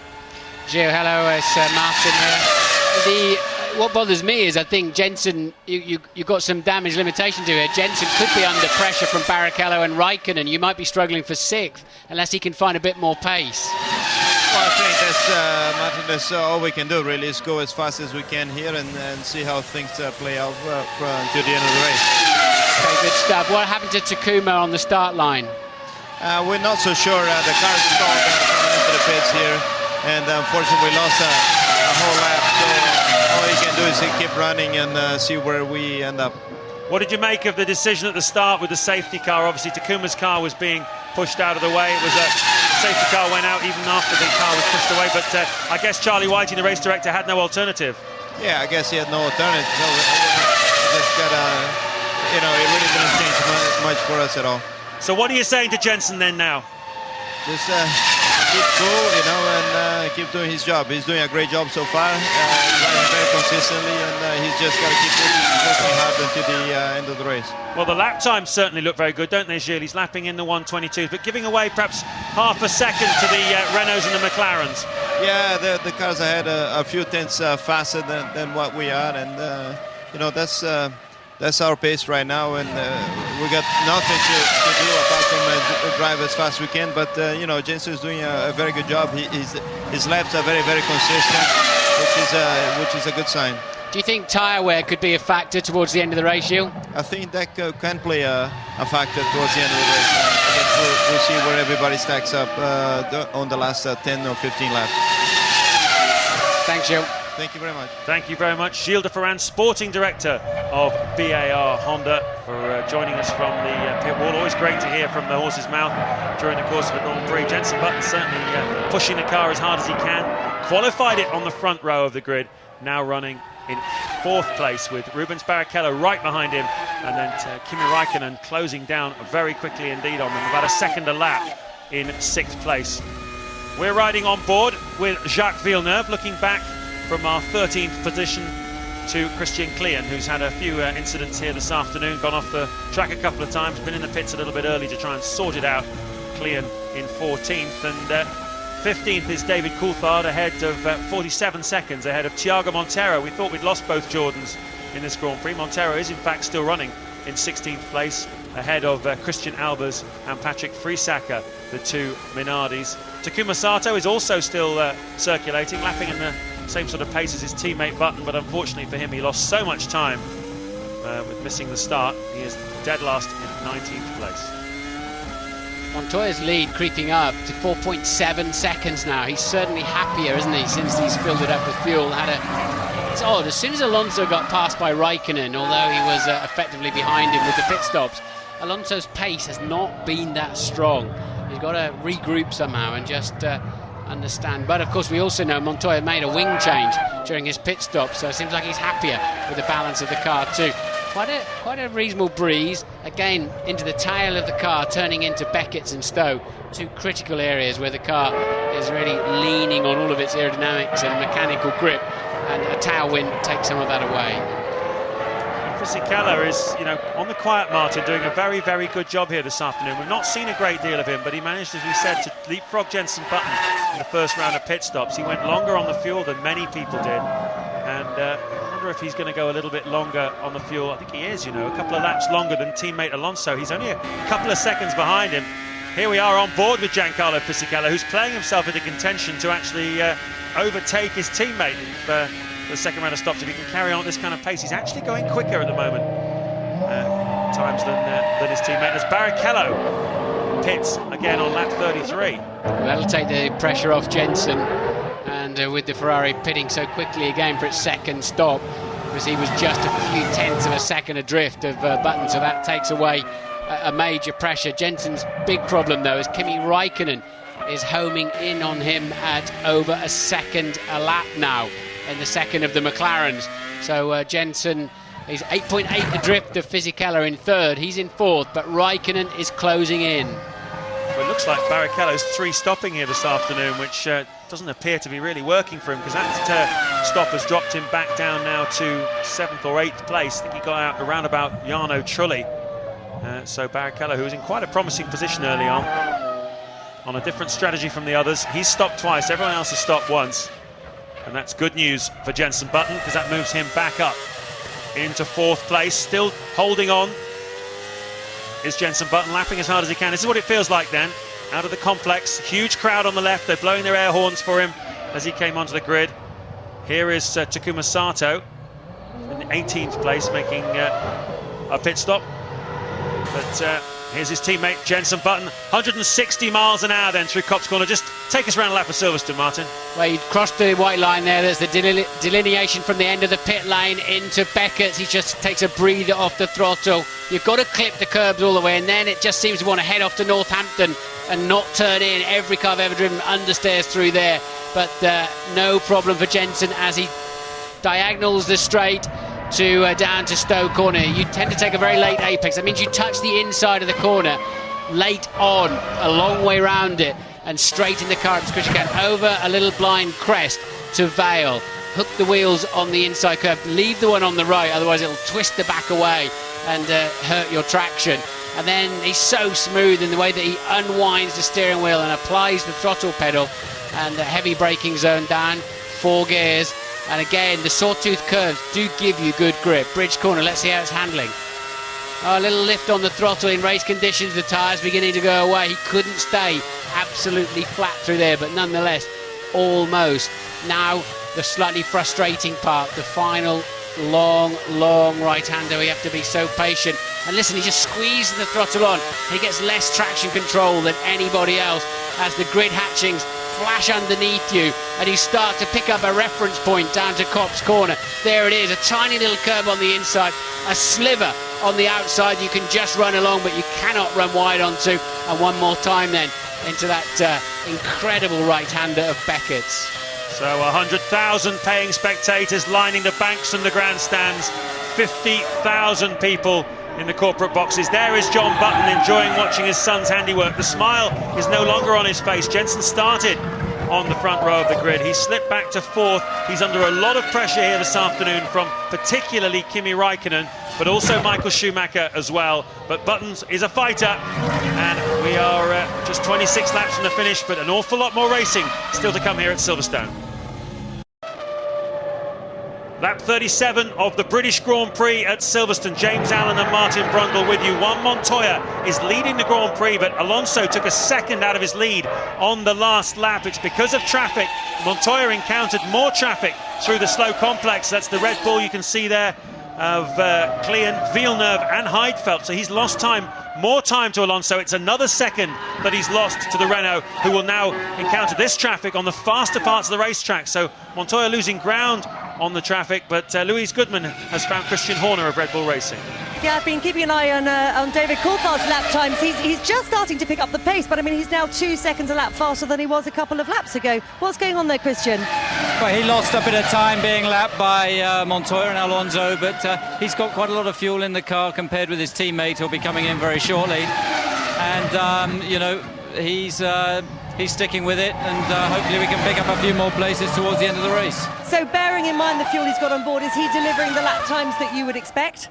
Yeah, he's sticking with it at the moment. He's suffering with a little imbalance in the car, but he's doing a good job. As I say, he's got quite a bit more fuel in than his teammate at the moment, so hopefully it'll pan out at the last sector of the race. We've seen his teammate Christian Klein running wide on a couple of occasions. I know you made a change to the car in the first stop. Is he still having problems with it? Well, Christian, we went with an aggressive first sector because of obviously being compromised running first in qualifying, but again, he's out there, he's attacking. He's had a couple of moments, but that's mainly, I think, due to the fact he's been running pretty close behind Villeneuve. But again, he's sticking with it and hanging in there. Thanks, Christian. Christian Horner there, sporting director of Red Bull Racing. And he announced this week that David Coulthard has re-signed for 2006, so that's a great deal on both sides. Coulthard really helping to push that team forward, to give them the big team mentality that he brings with him from all those years at Williams and McLaren. And certainly Horner valuing what Coulthard has achieved. Albers making his pit stop, his second of the afternoon here. Certainly Coulthard has exceeded expectations in that car this year. 17 points on the board, some very strong performances indeed. Still no podium yet, but nevertheless a lot of solid points finishes in that car. Here is, we'll just have a quick look at Alonso. There is the race leader, Juan Montoya, who's responded on this last lap. Now he's got clear of some of the traffic. It's Alonso's turn to encounter Villeneuve, Klein and Heidfeld, and to lose some time as a result. Jensen Button must now be able to see Kimi Räikkönen in his mirrors along Hangar Straight. He's just 3.5 seconds adrift. Ted has some news for us. And I tell you what, Martin, they're very worried on the BIR pit wall. I just spoke to Jeff Willis. He says he thinks Jensen can run longer than Kimi at the next stop, but oh my dear, I mean, Kimi's lap over a second a lap. He'll get up to him, but whether he'll be able to overtake him is another matter. Thanks for that, Ted. Montoya's just done his fastest lap of the race, suggesting he's got a bit of speed in his pocket. He's pulled the gap out now to 4.8 seconds. They're beginning to drop Fisichella slightly in third place. Räikkönen beats that with another new fastest lap of the race. He's now just 2.4 seconds adrift of Jenson Button, as Clean, who's on a 3-stopper this afternoon, takes his second scheduled one. So will Jenson have an answer for Kimi when he gets up close? Well, Kimi certainly is absolutely flying there. You can see it for yourself. Jenson's trying as hard as he can, but this McLaren is supreme around here. The car works very well on the long, fast corners. It's extremely well balanced. Adrian Newey, the boss of the design team there, always very responsive to a rule change, and we've had a big rule change for 2005. He's come up with a super aerodynamic package that really works well around tracks like this, and Barcelona and Magny-Cours. It'll go well pretty much everywhere for the rest of the season, giving Raikkonen a chance to challenge, but he's got this 24-point deficit to Alonso. So much work still to do, and he could really do without Alonso running second on the road here. The only consolation for Raikkonen right now is that Montoya is in front of Alonso, taking 2 points out of him, stopping him from getting 10 more World Championship points. He'll really want his teammate to finish up there, but he wants to try and get on terms as well. Well, Raikkonen, Button's just 9 seconds behind Fisichella, so Raikkonen's still got a chance of a podium. Depends how much, if at all, he loses time behind Jenson. He's now just 1.1 behind. Montoya pushing faster and faster. Alonso desperately trying to respond. The gap, 5.2 seconds now. And it's now a four-way fight for the podium, I believe. Jenson, though, not under any other pressures from behind. Michael Schumacher is 20 seconds adrift of him. Barrichello, who's been hustling in most of the afternoon on a 3-stopper. And then Trulli and Ralf Schumacher having pretty steady races in the Toyota. So through traffic then, Jenson obviously nice and easily online there. Kimi getting free run into the corner. And now he's in that dirty air zone again. Absolutely huge lap by Juan Montoya last time round. 1 minute 20.737. That's half a second faster than the fastest lap we'd seen up to that point, which was set previously by Giancarlo Fisichella when he was pushing hard. Montoya is pushing supremely hard. He's trying to break Alonso now. He's got 5 seconds over him. He is going absolutely... And another new fastest lap, 120.7 flat for Montoya. Stunning performance from the leader, still looking for his first Grand Prix victory of 2005. If you remember, he won on his last outing for Williams in the Brazilian Grand Prix at the end of last season. He's had a rotten season of bad luck, broken shoulder blades, tennis incidents, accidents, and you name it. But here at Silverstone, he is really stretching his legs. There he goes, and he's now got almost 6 seconds lead over Juan Montoya. Fernando Alonso, sorry. We're homing in for the second stops then, and what he's trying to do now is make sure he's got a cushion if there's any kind of problem with the fuel rig going on or traffic into the pit lane. He just wants to build himself a bit of a margin, and this then is the fight for 4th place. Button versus Raikkonen. Yeah, well, hopefully we'll get a good scrap on the track, certainly in terms of pure pit strategy. Raikkonen has the edge. He should be able to leapfrog Button just by staying out a little bit longer than the BAR Honda. There's the scene in the Williams garage. They're doing a back-to-back test here this afternoon. Nick Heidfeld is using the old car, which is the car the team was using up to the French Grand Prix. In the French Grand Prix, you recall, Williams are very slow in the race, a real head-scratching weekend for them. So here, this weekend, they decided to put Webber in the new car and compare it with Heidfeld in the old car.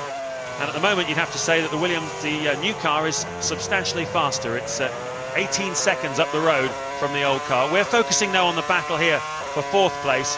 Raikkonen and Button. Once again, we were talking before about the turbulent air. Raikkonen will start to encounter that now as he gets within 100 metres of the back of Button's car.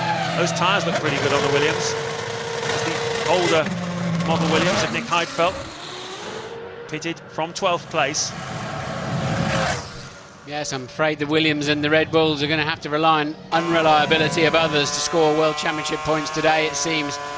Toyota seem to have the last point or two tied up at the moment. The 2 Ferraris, 6th and 7th, but not... I mean, if they go home from here, Ferrari, without solid pace, James, where are they going to be quick? They've dominated here, haven't they, so much. They've had such an impressive package. And of course, you can say that almost any Grand Prix circuit we go to, but particularly here.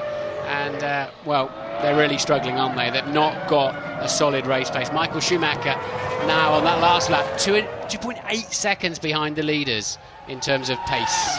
And in terms of time, he's 45 seconds behind Juan Montoya, and we've still got 17 laps of this Grand Prix to go, so it's going to be a minute, isn't it? by the time we get to the end, which is roughly what it was in Magny-Cours last week. A lot of head scratching at Ferrari after that. Ross Brawn, the technical director, was saying the drivers were pushing the car, but the car was not responding. It's not just the tyres.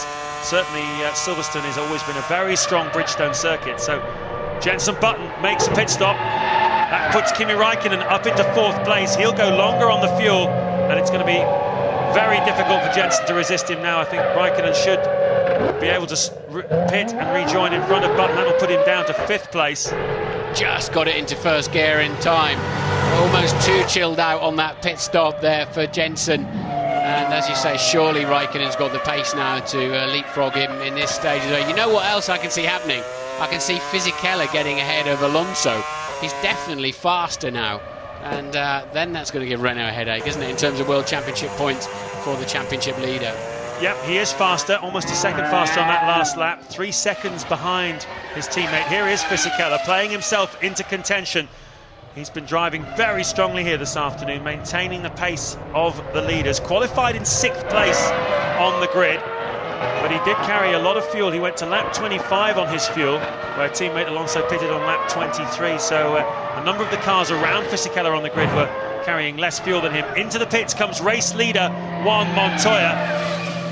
Well, we saw him really put the hammer down before this stop. There's Mark Webber as well in the new body Williams. Whoa, that was close, wasn't it? How close was that? That was too close indeed. And through goes Räikkönen then to effectively not take the lead of the Grand Prix, because Alonso's leading the race now, followed by Fisichella, but Räikkönen ahead of his teammate, but out of sync in terms of stops.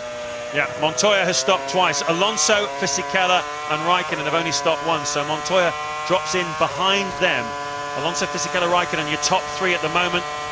But Montoya looking very strong indeed here. He had 2.5 seconds in his pocket over Alonso before he made that stop. So we'll see what Alonso does on the fuel. At the moment he's being a little bit held up by his mate and former teammate Jarno Trulli, and losing valuable time here. So if he was going to challenge Montoya by running a little bit longer, this has compromised it.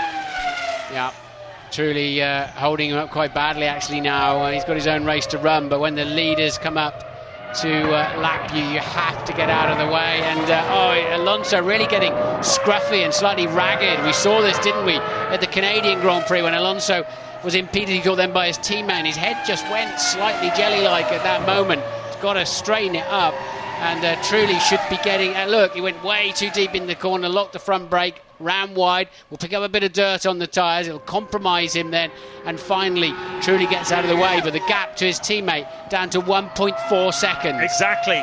Fisichella has really taken advantage of that. You could see him closing in on Trulli as Kimi Räikkönen comes in for his second stop from 4th place.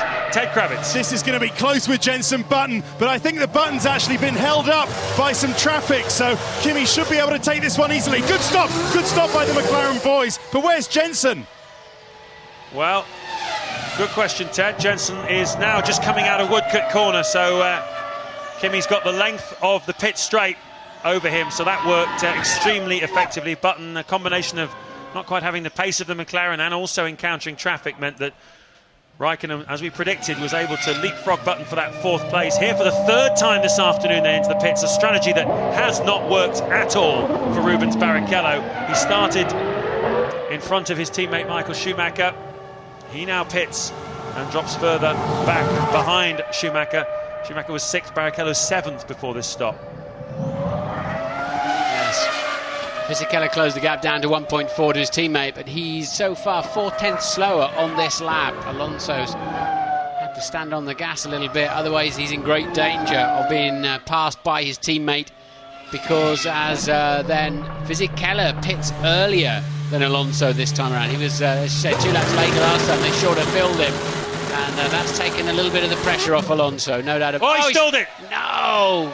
Fizzy, how does that happen? It happened last weekend. It should have an anti-stall mechanism on it. It should not be able to do that. And that's the 2nd successive weekend where it's compromised him heavily. And that's going to put Räikkönen on the podium, is it? Räikkönen's coming down the main straight now. There's Fisichella. That's a very, very costly mistake for Giancarlo Fisichella. Oh dear, oh dear. All the hard work, all the graft of 45 laps. And the net result is that Raikkonen, who has already made, we saw his second stop of the afternoon, pinches third place away from Giancarlo Fisichella. Raikkonen then heading for the podium.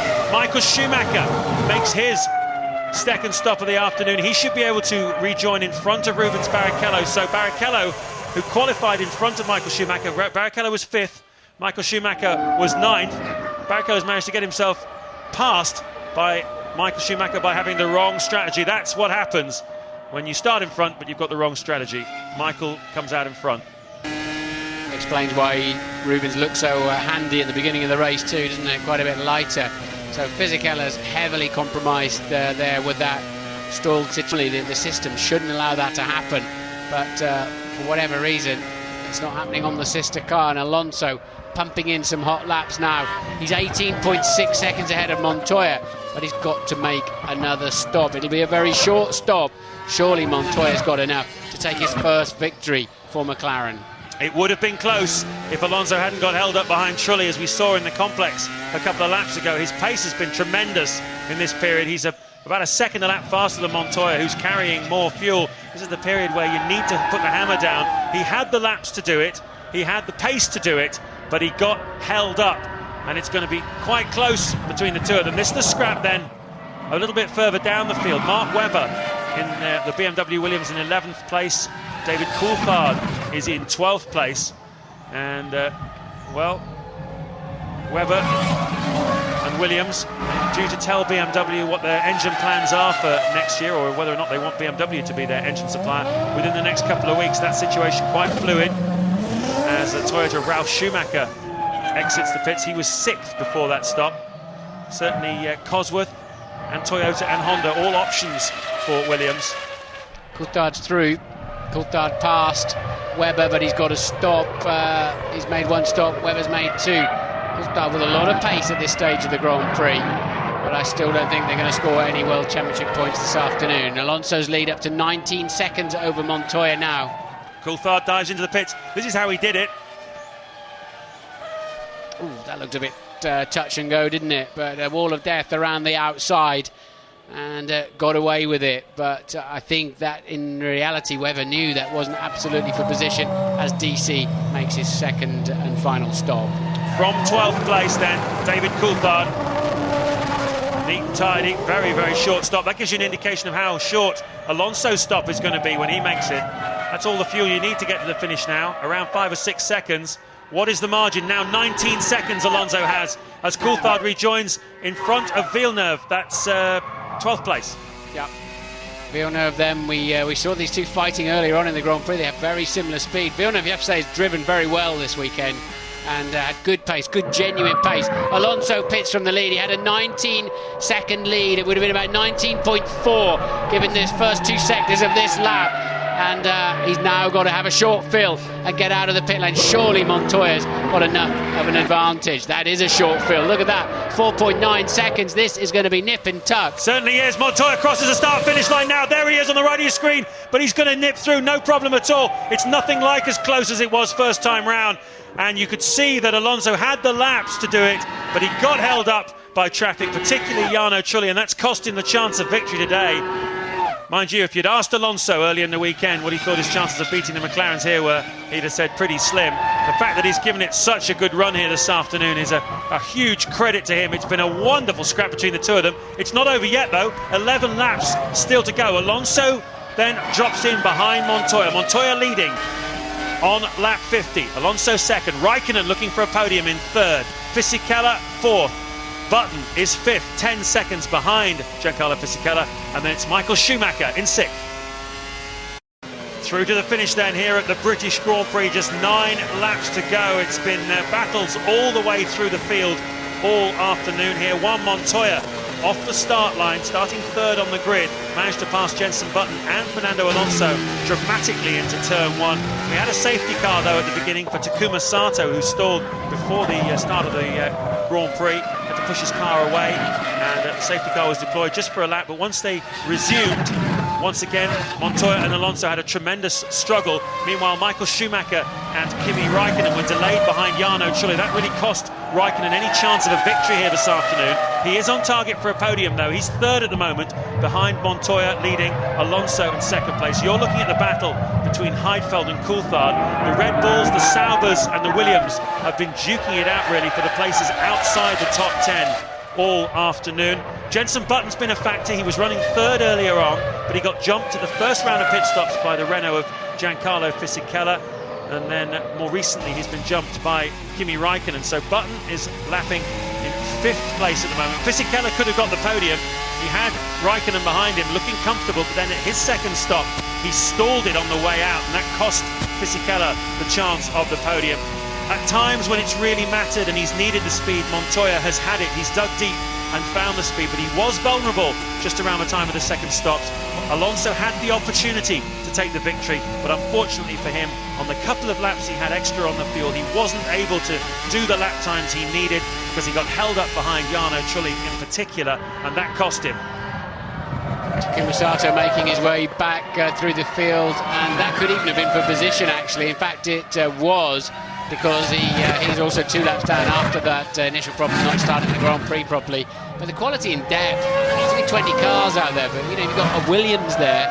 There's not a Williams in the top 10, but they're going pretty well. Webber's 11th, Heidfeld 12th, Coulthard 13th, and Villeneuve 14th, Klein 15th. Good drivers in good cars, and they can't break into the top 10. But what we've got at the moment is 2 McLarens, first and third, being gently caught, but only by fractions, by 2 Renaults in second and fourth. It's very even, Stevens. The gap 1.1, Montoya to Alonso, 2.1. Third place man Raikkonen down to Fisichella. Button falling off the back of that. They've got to find better race pace. I think Jenson told us he wasn't going to win this Grand Prix. I think he just put in a brilliant qualifying performance and maybe raised our hopes a little bit, because it was a great lap and he had got proper race fuel on board, but he's not had the raw pace during the Grand Prix. Only one retirement of the race so far, Narain Karzakayan, fairly early on. We saw him, we thought both Jordans had retired, but Montero is going strongly, heading for his 11th consecutive race finish. What a rookie season the Portuguese driver is having. We're riding on board with David Coulthard in 13th place, Nick Heidfeld in front of us in the Williams. Down to Stowe Corner. How are the tyres coping with the onslaught? New rules for 2005, they have to qualify on a set of tyres and use the same tyres, not just for the start of the race, but for the whole of the race. It's made for some dramatic conclusions to Grand Prix as different tyre wear situations have gone on. Alonso, though, look at this, he's responding. He knows there's just 6 laps to go. He could quite easily settle for second place here this afternoon, knowing that Raikkonen is going to score 2 points less than him in third place. Where is Raikkonen? Well, it's the length of the Hangar Straight, the margin that these two have over Kimi Raikkonen. It's actually on a stopwatch, 16 seconds. But it looks to me, Martin, as though Alonso fancies a crack at Juan Montoya. Yeah, Raikkonen 17 seconds adrift. Remember, there was a time when he was 30 seconds adrift of the lead of this Grand Prix. So it shows you the pace he's had through the middle part of the race. But I think he's pretty much given up now on chasing down Alonso and settling for third. Maybe he's hoping Alonso will catch his teammate and they'll trip over each other, but he's given up now. He was catching Alonso quite quickly, but it would have been, I don't think, enough laps left. Ted has some news. Absolutely, and I've been into Renault and they fancy their chances here. They want to push Juan Montoya as far as he can go. They've seen what's happened to McLaren in the past when they've done that. Of course, that was at the Nürburgring when Kimi had a flat spot. No problems here, but Renault still fancy their chances, and they're also telling Fisichella to try and get a move on. They say if Alonso can be this quick, so can you, Fisi. Yeah, that's a good point. He's not at the moment, he's dropping back. Fisichella falling away slightly from Raikkonen, but as you say, Ted, Alonso will not give up, will he? He's not thinking about his World Championship lead, is he? He is hustling. I love this kid. I absolutely love him. I love his sense of style. I love his intelligence. I love the way he carries himself around the paddock. And what most of all, Martin, I love about him, he is a racer. He's pure thoroughbred racer, isn't he? He just loves it, and he goes for it at every available opportunity. Yeah, big armful of lock there to get it across the curves. Short shifting to try to get better traction. But Montoya has the measure of him, doesn't he, really, up there. And see. Montoya did a 21.7, Alonso 22.0 that time. Raikkonen and Fisichella both well into the 1 minute 21s. Maybe Fizzy hasn't given up. Maybe he has just received the message. You've got to get on with it. You've both got a chance of pushing and pressurising the McLarens into a mistake. Remembering, of course, they want to keep these engines for Hockenheim too, don't they? Truly out there in the Toyota, unusually, kept his engine for a third race. Of course, they didn't race in Indianapolis, so it's kind of a little bit false, but he wants a fresh one for next week, for the next Grand Prix in Hockenheim. Interesting tactic, maybe explaining a little bit of why Trulli isn't quite on the pace here this afternoon. He's certainly held one or two people up, and he's lost track position to his teammate. Trulli qualified 4th, Ralf Schumacher qualified 8th, but they are running 8th and 9th on the road, so Ralf Schumacher's got in front of him here this afternoon. Maybe a little bit of the reason why Trulli is in the shape he's in is because this engine has done 3 races. Well, Alonso went into this Grand Prix 24 points clear of Kimi Raikkonen. He looks like he's going to add another 2 points to that here this afternoon. Look at the helicopters displayed there in the middle of the field. It's the busiest airport in Britain on race day. Everybody comes in by helicopter, all the corporate guests and the high rollers, a lot of celebrities here, including Sami Hyypiä, centre-back for Liverpool Football Club, and Arsene Wenger from Arsenal, and Ellen MacArthur, who Martin spoke to on the grid. It attracts a lot of celebrities, politicians have poured in as well. Quite a few of the cabinet are here this afternoon supporting British motorsport, which is good to see. There's Kimi Raikkonen heading for a podium once again, but I'm sure a lot of frustration for him, Martin. It just seems to be that this car is the big car to beat in Formula One, and yet when you go racing with it from Friday morning to Sunday afternoon, it's just not working out for him, is it, week after week, in the way championships are supposed to come together when you've got the right package. It's unusual, it's odd. If you look at the discipline and the cleanliness and the presentation of the McLaren team, they look like the last people who were the last team in the paddock that would have reliability problems. But you know, man, if they just stress it out a little more, if they push it a little harder, push the limits. But if a car's going to fail, you kind of think it's going to be the McLaren before the Renault somehow.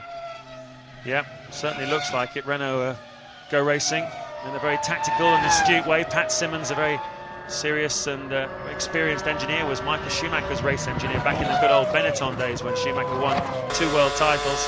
He certainly knows a thing or two about going racing. They've got very clever people back at the factory, Bob Bell, Dino Tozo, making this car fly. But the McLaren is the faster car at the moment, and yet its point man is 26 points behind the Renault driver. But here today, this afternoon, it looks like it will be a McLaren victory, and it'll be, for once, Juan Montoya who's going to take it. Started 3rd on the grid here this afternoon. He's got just 3 laps to go to claim his first victory of the season. Quick word then from Sporting Director of BAR Honda, Gilles de Ferran. Well, Gilles, you were jumped by Raikkonen. Jenson Button was jumped by Raikkonen as we feared, and it just seems you need a little bit more pace in this BAR on race day. No, absolutely. I think we need a little bit more speed, and I think today's 5th is as good as we could have.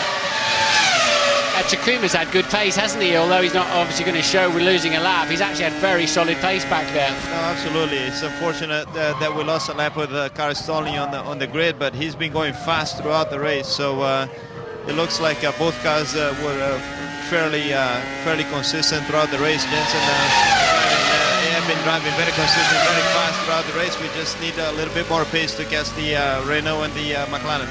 Thanks very much indeed, Gilles.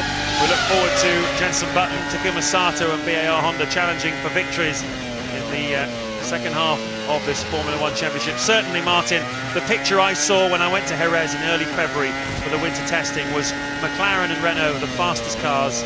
Looked like BAR were not quite there as they had been last year. Looked like Ferrari was struggling. Looked like Williams were really struggling for pace. Red Bull looked like they could spring a few surprises. Toyota were a little bit quicker than people expected.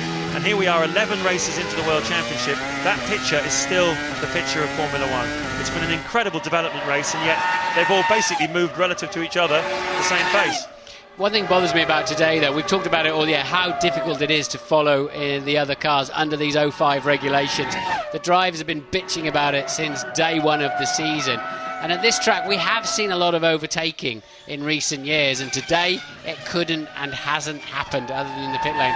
They've got to really consider what they're doing for 06 with these cars to find a way to enable them to travel much more closely together. It was a long camera angle there. I hope it wasn't Alonso beginning to slow at the back of the field there. He's certainly dropping away now from Montoya, but of course not very far to go. Yeah, this is the last lap for Juan Montoya. It's been a splendid performance by him and by Fernando Alonso as well. They've really fought each other tooth and nail for the victory here. It could have gone either way at several points in this Grand Prix, but you can hear the air horns now starting to blow. Montoya is within a mile of the finish line. He's within a mile of his first victory of the 2005 World Championship.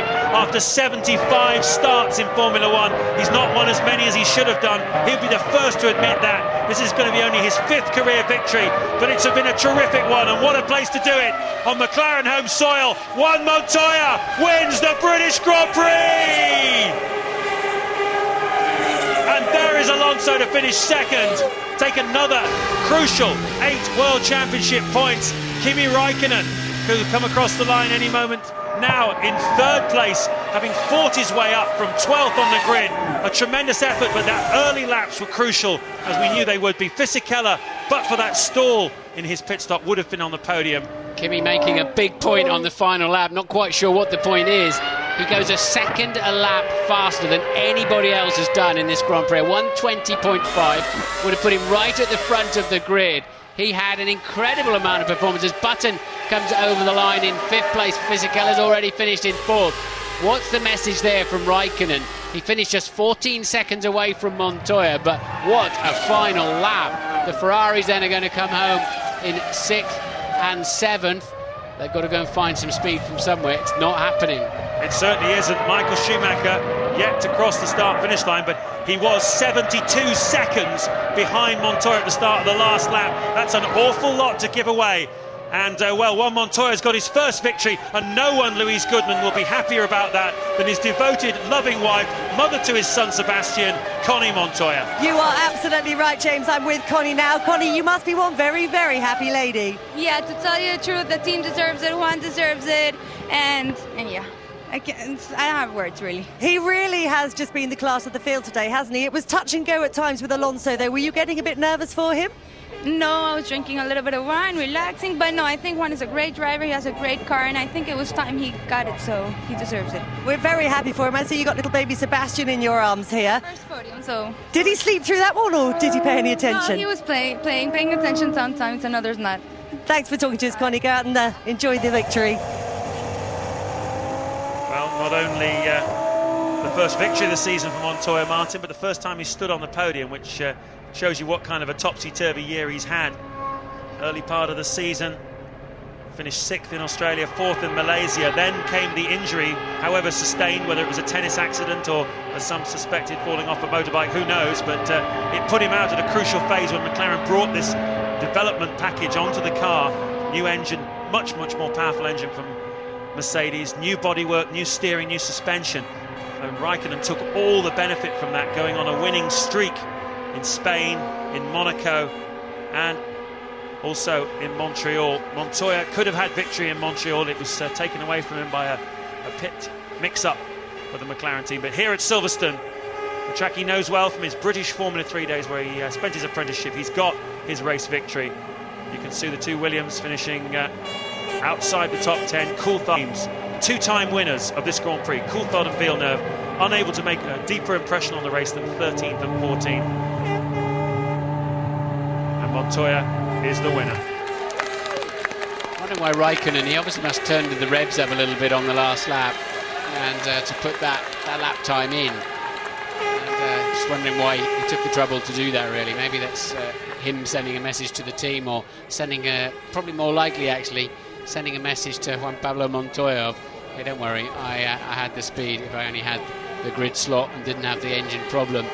Raikkonen on the podium then, just losing a further 2 World Championship points to Alonso, but it's 26 it's up to now. Ralf Schumacher moves up to 9th. Webber didn't score any points, he stays just ahead of Coulthard there.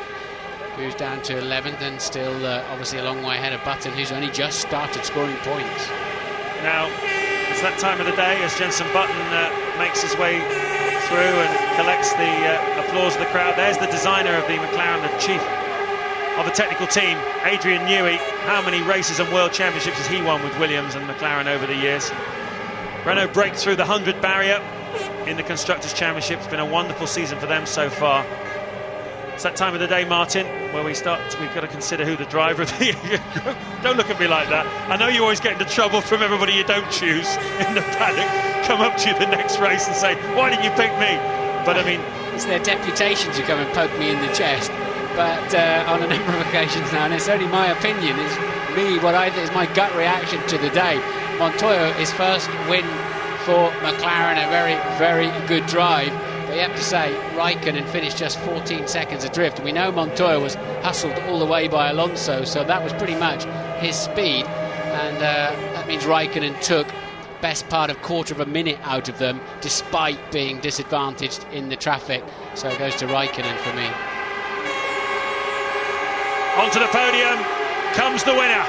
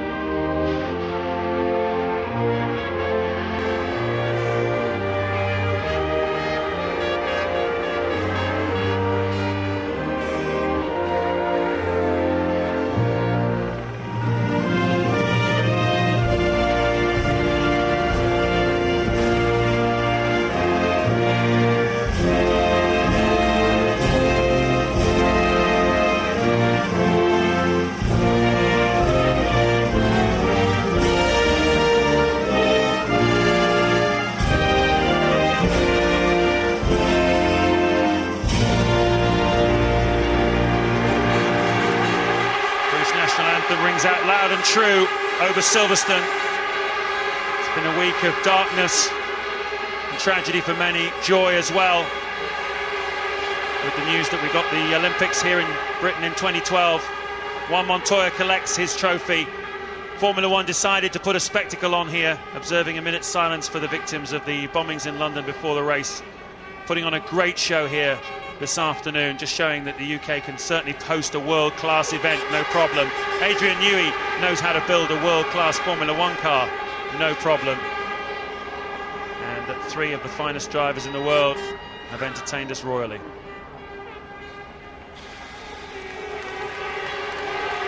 Don't think Fernando will be too unhappy. Flavio looking suave and sophisticated, sublime there as ever. But I think they'll be moderately satisfied with that, actually, in terms of they didn't expect to win here. So to be ahead of Kimi, for whatever reason, is a major result. John Grant there, chairman of the Motorsport Association. We have a cabinet meeting on that podium. There's so many politicians up there. No champagne, of course, as a mark of respect for the victims of the London bombing. Well, a wonderful race. And we will have a short break now. Oh, is the champagne? No, they're not going to. Just going to take it with them. No spraying of it. Montoya just remembering the etiquette agreed before the race. Thank you very much, guys, for a wonderful afternoon's entertainment. We're going to have a short rest now before the back-to-backs of Hockenheim and Budapest, and the second half of the Formula One World Championship, which will continue, I've no doubt, to be just as hot as it was today at Silverstone. Let's hope so. Thank you, James Allen. And thanks to Martin Brundle as well. We will be right back to conclude our coverage of the Foster's British Grand Prix.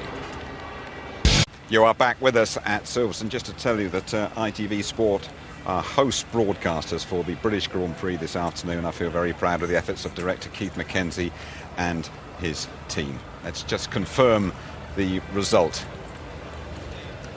Juan Pablo Montoya, 10 out of 10. Juan, the man. This afternoon, Alonso, World Championship leader second, then Raikkonen. What would have happened if he hadn't been demoted those 10 places down the grid? No prizes for getting that. Fisichella, super drive again from Fisichella in the Renault. What a shame about that pit stop. Jenson Button, just not enough pace to get on the podium. Fifth will do fine. Remember, he got his first points of the season last weekend. Michael Schumacher and Rubens Barrichello, if truth be told, nowhere near the sharp end. Ralf Schumacher scoring the final point for Toyota. And this is how the Drivers' Championship looks after 11 rounds. 77 plays 51, a 26-point gap then. Michael Schumacher, an increasingly distant third. Rubens Barrichello, fourth. Trulli and Montoya improving his position with that 10 today. Of course, Fisichella a scorer. Heidfeld and Webber a miserable weekend really for Williams. Let us go straight to the press conference. Well, Juan Pablo, a great qualifying lap, first of all, to get you right up there, and then an amazing first corner for you on the outside of Fernando. Yeah, you know, yesterday in qualifying, being one of the first few cars to run is just really hard. And even like that, we managed, I think we had the potential to do a good lap, and we did. And I think that where the race was won. You know, I had a good start, and I knew Fernando couldn't risk too much, and I was willing to risk a bit more, and it really paid off. I think that's where the race was won, because in the first part of the race, the car was really oversteering. I couldn't push it too much, so I decided just to look more after the tires and wait for the stop, because if you kill the tires, the race would be over. But you know, I think the team did a great strategy. They called me a lap early, and you know, Fernando got some traffic as expected, and it was just, but it was, you know, it's enough. But it was very close between you two guys. A lot of pressure for you throughout the race, no mistake. You have the edge in sectors 2 and 3. Fernando always matching you through sector 1.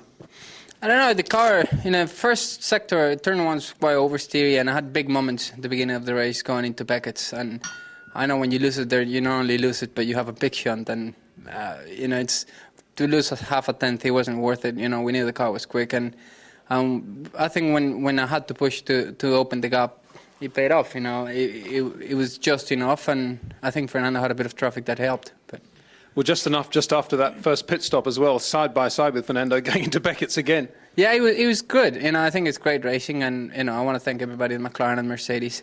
You know, I went to Mercedes Performance Engines on Thursday and visit them, and they say, "Oh, we got, you know, this engine for you, and you know, hopefully you win the race with this engine and everything." And to give the win to all the guys is amazing. Congratulations, a great win. Fernando, it was very, very close. What was the deciding factor? Traffic, perhaps that fuel load on the second stint? Well, it was very, very close between Juan Pablo and me. I think the first pit stop, we put a lot of fuel on board, obviously, to go very long in the second stint. And even with that, I nearly overtake Juan Pablo in the first stop. So with a normal strategy, I should come in front of him in the first stop. But I think the strategy at that time was good. I keep more or less the 3 seconds gap with Juan Pablo in the second stint. And these 4 or 5 laps longer that I was in the second stint should help me and to win the race. But unfortunately, I have some traffic there. And the blue flags didn't work at all this race. So I think I lost 3 seconds, I think, with Jarno. And obviously it was not his fault, because there were not blue flags at all. So he didn't know probably that I was fighting for the victory at that time. And it looked pretty close going into that last stint as well. You were within 1 second of Juan Pablo, and then in the last closing laps of the race, he managed to pull away. Yeah, I tried after the second stop to push a little bit him.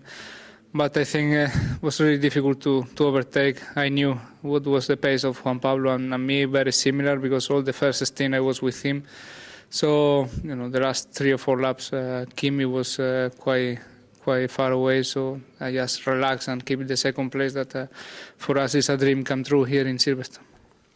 Particularly, I guess, with Juan Pablo taking some points away from Kimi in that sense. But congratulations. Switching to you, Kimi, a fantastic drive from you up from the midfield, setting fastest lap on your last lap of the race, trying all the way, but obviously lost a lot of time early on behind Michael and Jarno. Yeah, I think so. This year the cars are very difficult to follow on the fast corners, and I was quite a bit quicker than they were, but I got close on the end of the back straight, but I was never able to really follow close enough through the fast corners. So I knew that it was difficult to get anywhere after that, but at least we got the podium, so it's a good results for the team. So could have been better, but this is what we got this time. I suppose you would have liked a few more blue flags as well for the traffic in front of you. What was the traffic like from your point of view? Yeah, a few times, but I guess there were more important things to do on that time. And then it's sometimes difficult to marshals to see always, or the race control to see everybody. So it is what it is. Just to reiterate, obviously very bad luck for you having to take that grid penalty because of that engine change, but no doubt about the speed of the McLaren Mercedes today. Yeah, under normal circumstances, I think so would have been quite a bit different results. But like I said, there's nothing what I can do. I can just try my best, and hopefully the team will sort out the rest, and we don't need to start 10 places back anymore. Doesn't need to start 10 places back. And just down the road from us actually is Sami Hupia.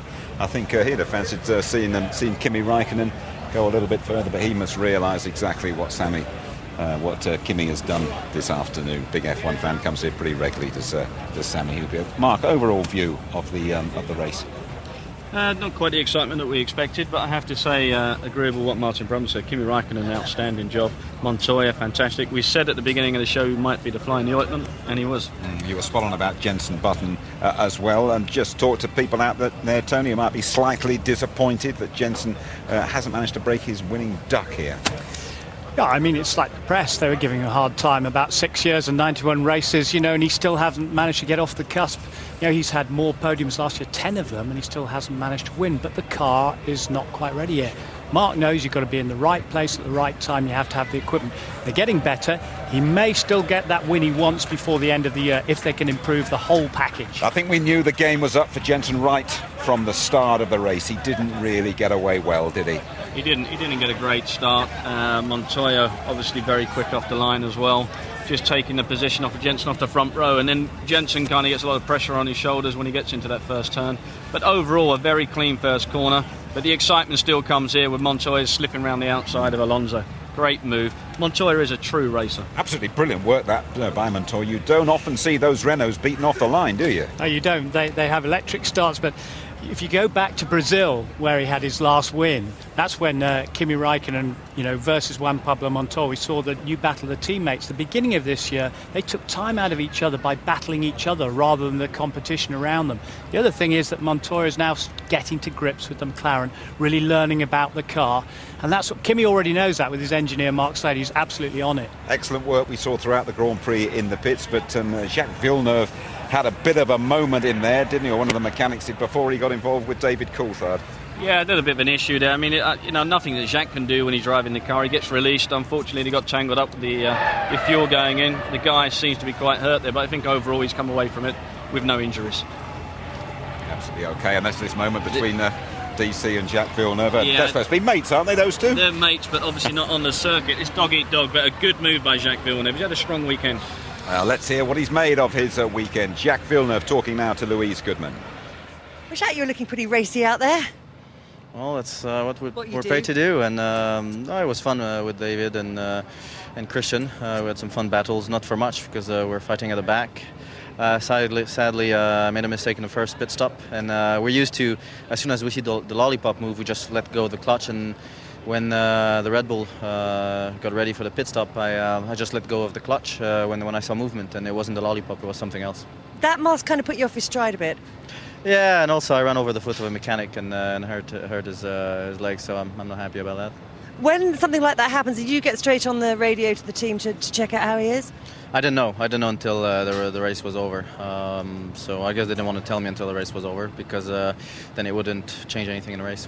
As you say, there were some close battles going on with David and with Christian as well. I mean, when you know that you're not actually battling for any points, it doesn't seem to stop any of you from putting in maximum effort. No, because finishing in a higher position means we're better off for next qualifying. So there's a little advantage in trying to overtake someone. So on the whole, how would you sum up today? Not very good. Our pace in the race wasn't as what we wanted. Thanks, Shaq. His mechanic, by the way, he is called Sylvain Raw, and he is absolutely fine. I guess it goes with the territory working in there, doesn't it? Let's take a closer look at that first pit stop, shall we, Tony? And Montoya plays Alonso, and Montoya wins again, but only just. Yeah, only just. I mean, the thing is, I think the McLaren team did a brilliant job bringing him in that lap early. Pat Fry looking after the strategy. Obviously, the spotters doing their job. They knew that Alonso might hit a bit of traffic, and here's the result at the end of that first pit stop, side by side, and just nipping ahead as he did at the start. I thought that was absolutely wonderful. This Montoya fan here. Pivotal point in the race, that one, Mark. It was a pivotal point, but the race of psychology again. I mean, that's where you get the guys where they've really got their head down. When they make a move like that, it's a confident one, and they go on. I really feel for Kimi Raikkonen, you know, at the moment, with that -10 deduction. He went the quickest lap on the last lap of the race. And we had an instance when he took Fernando Alonso, as if to say, hey, this is what I could have done if I was level with you. Yeah, I mean, again, make sure this counts, and he really did make sure it counts. But Alonso, again, like old head on young shoulders, as Martin said in the commentary, he didn't want to put himself at risk with the World Championship. But Kimi here slipstreams him, just goes down the inside. It's a clean move. Alonso actually moves to the left out the way. But again, why should Kimi really get penalised? He should be racing there. Would have had a great race in the hand seeing those two at the front. We're going to talk about Jenson Button in a moment. Let's get the BAR view now. Nick Fry with Ted. Well, Nick, what do you make of it? He was quick, but not quick enough. No, not quite quick enough. The good news is we're clearly a little bit faster now than the Ferrari. We closed a little bit on the Renault, but clearly we've got the third fastest car, and we need to work harder. When he was running in the top three, did you think you might be able to stay ahead of Raikkonen, or was the McLaren just too much? McLaren is going very fast indeed, and clearly Kimi's driving very well. Obviously our hope was that Jarno Trulli in the Toyota, which wasn't going quickly, would hold him back, which he did for a certain amount of time, but for us, unfortunately, not quite enough. So what's the plan to try and get some more speed into the car? Well, we've got 3 days of testing in Jerez in Spain this week, and we're going to work like crazy, and our testing is going very well indeed. We're among the most efficient teams. We do lots and lots of kilometres per day. Great job from Honda and the rest of the guys at the factory. We've just got to work harder. Thanks, Nick. This July is the busiest month, by the way, in the history of Formula One. We'll be talking to Jenson Button in just a moment. A word from you about Giancarlo Fisichella. He looked absolutely set for the podium, and then a big incident in the pits, but surely you can't say that's Giancarlo's fault. No, I don't think it's Giancarlo's fault at all. I think this situation really shouldn't happen. These cars have got an anti-stall device on. There's nothing really the driver can do which will make that car stall. It's all done electronically, basically, Jim. And it's just a case of bad luck again. We see electronic gremlins come in. Sato got hindered by it at the beginning of this Grand Prix of his problems. Fizzy's got hindered again here, but it killed his race. He was strong throughout, and he really should have been on the podium. Desperately sad for his second weekend running, Tony. It is, and in France he also had a piece of the floor break as well. In Canada he had hydraulics problems, he's had engines. He crashed at San Marino. We still don't know why he went off the circuit. It was a real mystery, but yet the team say, look, it's just unfortunate. I think they just concentrate on the number one car, and certain issues obviously don't get the detail. And the number one car, Fernando Alonso, is leading the championship at the moment. When you rejoin us, we're going to talk to the man who started the British Grand Prix alongside him. That is Jenson Button. It is still a lovely sunny day. We are reviewing the Foster's British Grand Prix that has been won this afternoon by the Colombian Juan Pablo Montoya. Tony, 100,000 here, a massive fan club that hoped Jenson Button would do it. Just evaluate the job he did on the day for us. I think a very, very solid job. Smooth as usual, workmanlike. He'll be a bit disappointed in as much as that he was fourth here last year. He's ended up in fifth position. It's absolutely clear they need to do a lot more work on the car. They've been disadvantaged this year. They've missed 2 of the races, and they've done a lot of tests, and they've gone the wrong way. That's why we implore you. You were right all along. Don't expect too much. A podium at the very best, you said. I think Jenson knows what's underneath him, and when you're a driver you get to feel what pace you can run. He knew that even though the qualifying lap was strong, he couldn't maintain it during the race, and it's clearly shown. Fair play to Jenson as well. He told it like it was throughout the weekend. Let's have a final word with him now. Well, Jenson, you told us all along that it was going to be very difficult for you to get the win here. You've come home fifth. Are you happy with that result? Well, you're never going to be happy. Not really. Happy as you can be, though. Well, I mean, you can't expect any more, really, because the top 2 cars are just staggering. The difference in performance is amazing. Watching them through Beckett's and Copse, the difference is just another world. So it's a little bit worrying for the rest of the year. But, one positive thing is that I finished 33 seconds in front of any other competition. So Must be incredibly frustrating when you are pedalling as hard as you can, can't get any more out of the car, and yet, as you say, you can still see guys flying away from you. Yeah, I mean, before the first pit stop, I thought we'd be stopping around the same lap, but we didn't. We stopped earlier. And then after that, they just disappeared. I mean, it wasn't an issue of just one end of the car. We just don't seem to have enough grip compared to the top two teams. Generally speaking, there were any other issues to report during the race, or was it quite straightforward for you? Blue flags were pretty awful. Yeah, blue flags, they just weren't coming out. I don't know why. So how much time do you think that cost you? It's quite a bit, but it was probably the same for everyone. But, you know, it's not up to the usual standard. Thanks, gents. Yes. Just explain, Mark, what he means then when he complains, saying the blue flags were awful. He's basically feeling that there weren't enough blue flags at the times that were needed when there's traffic, because you should be watching out for those when you need to be being informed that you're going to get overtaken by a faster car. I don't think it would have made a big difference in his race. He isn't the only one who's been complaining about that, I've just been told. He's your man, isn't he? Juan Pablo Montoya. You've had to run away and hide on a few Grand Prix weekends, but he has delivered here in style. He has delivered today, but I think Montoya has also had a few problems this year. He's had the shoulder injury.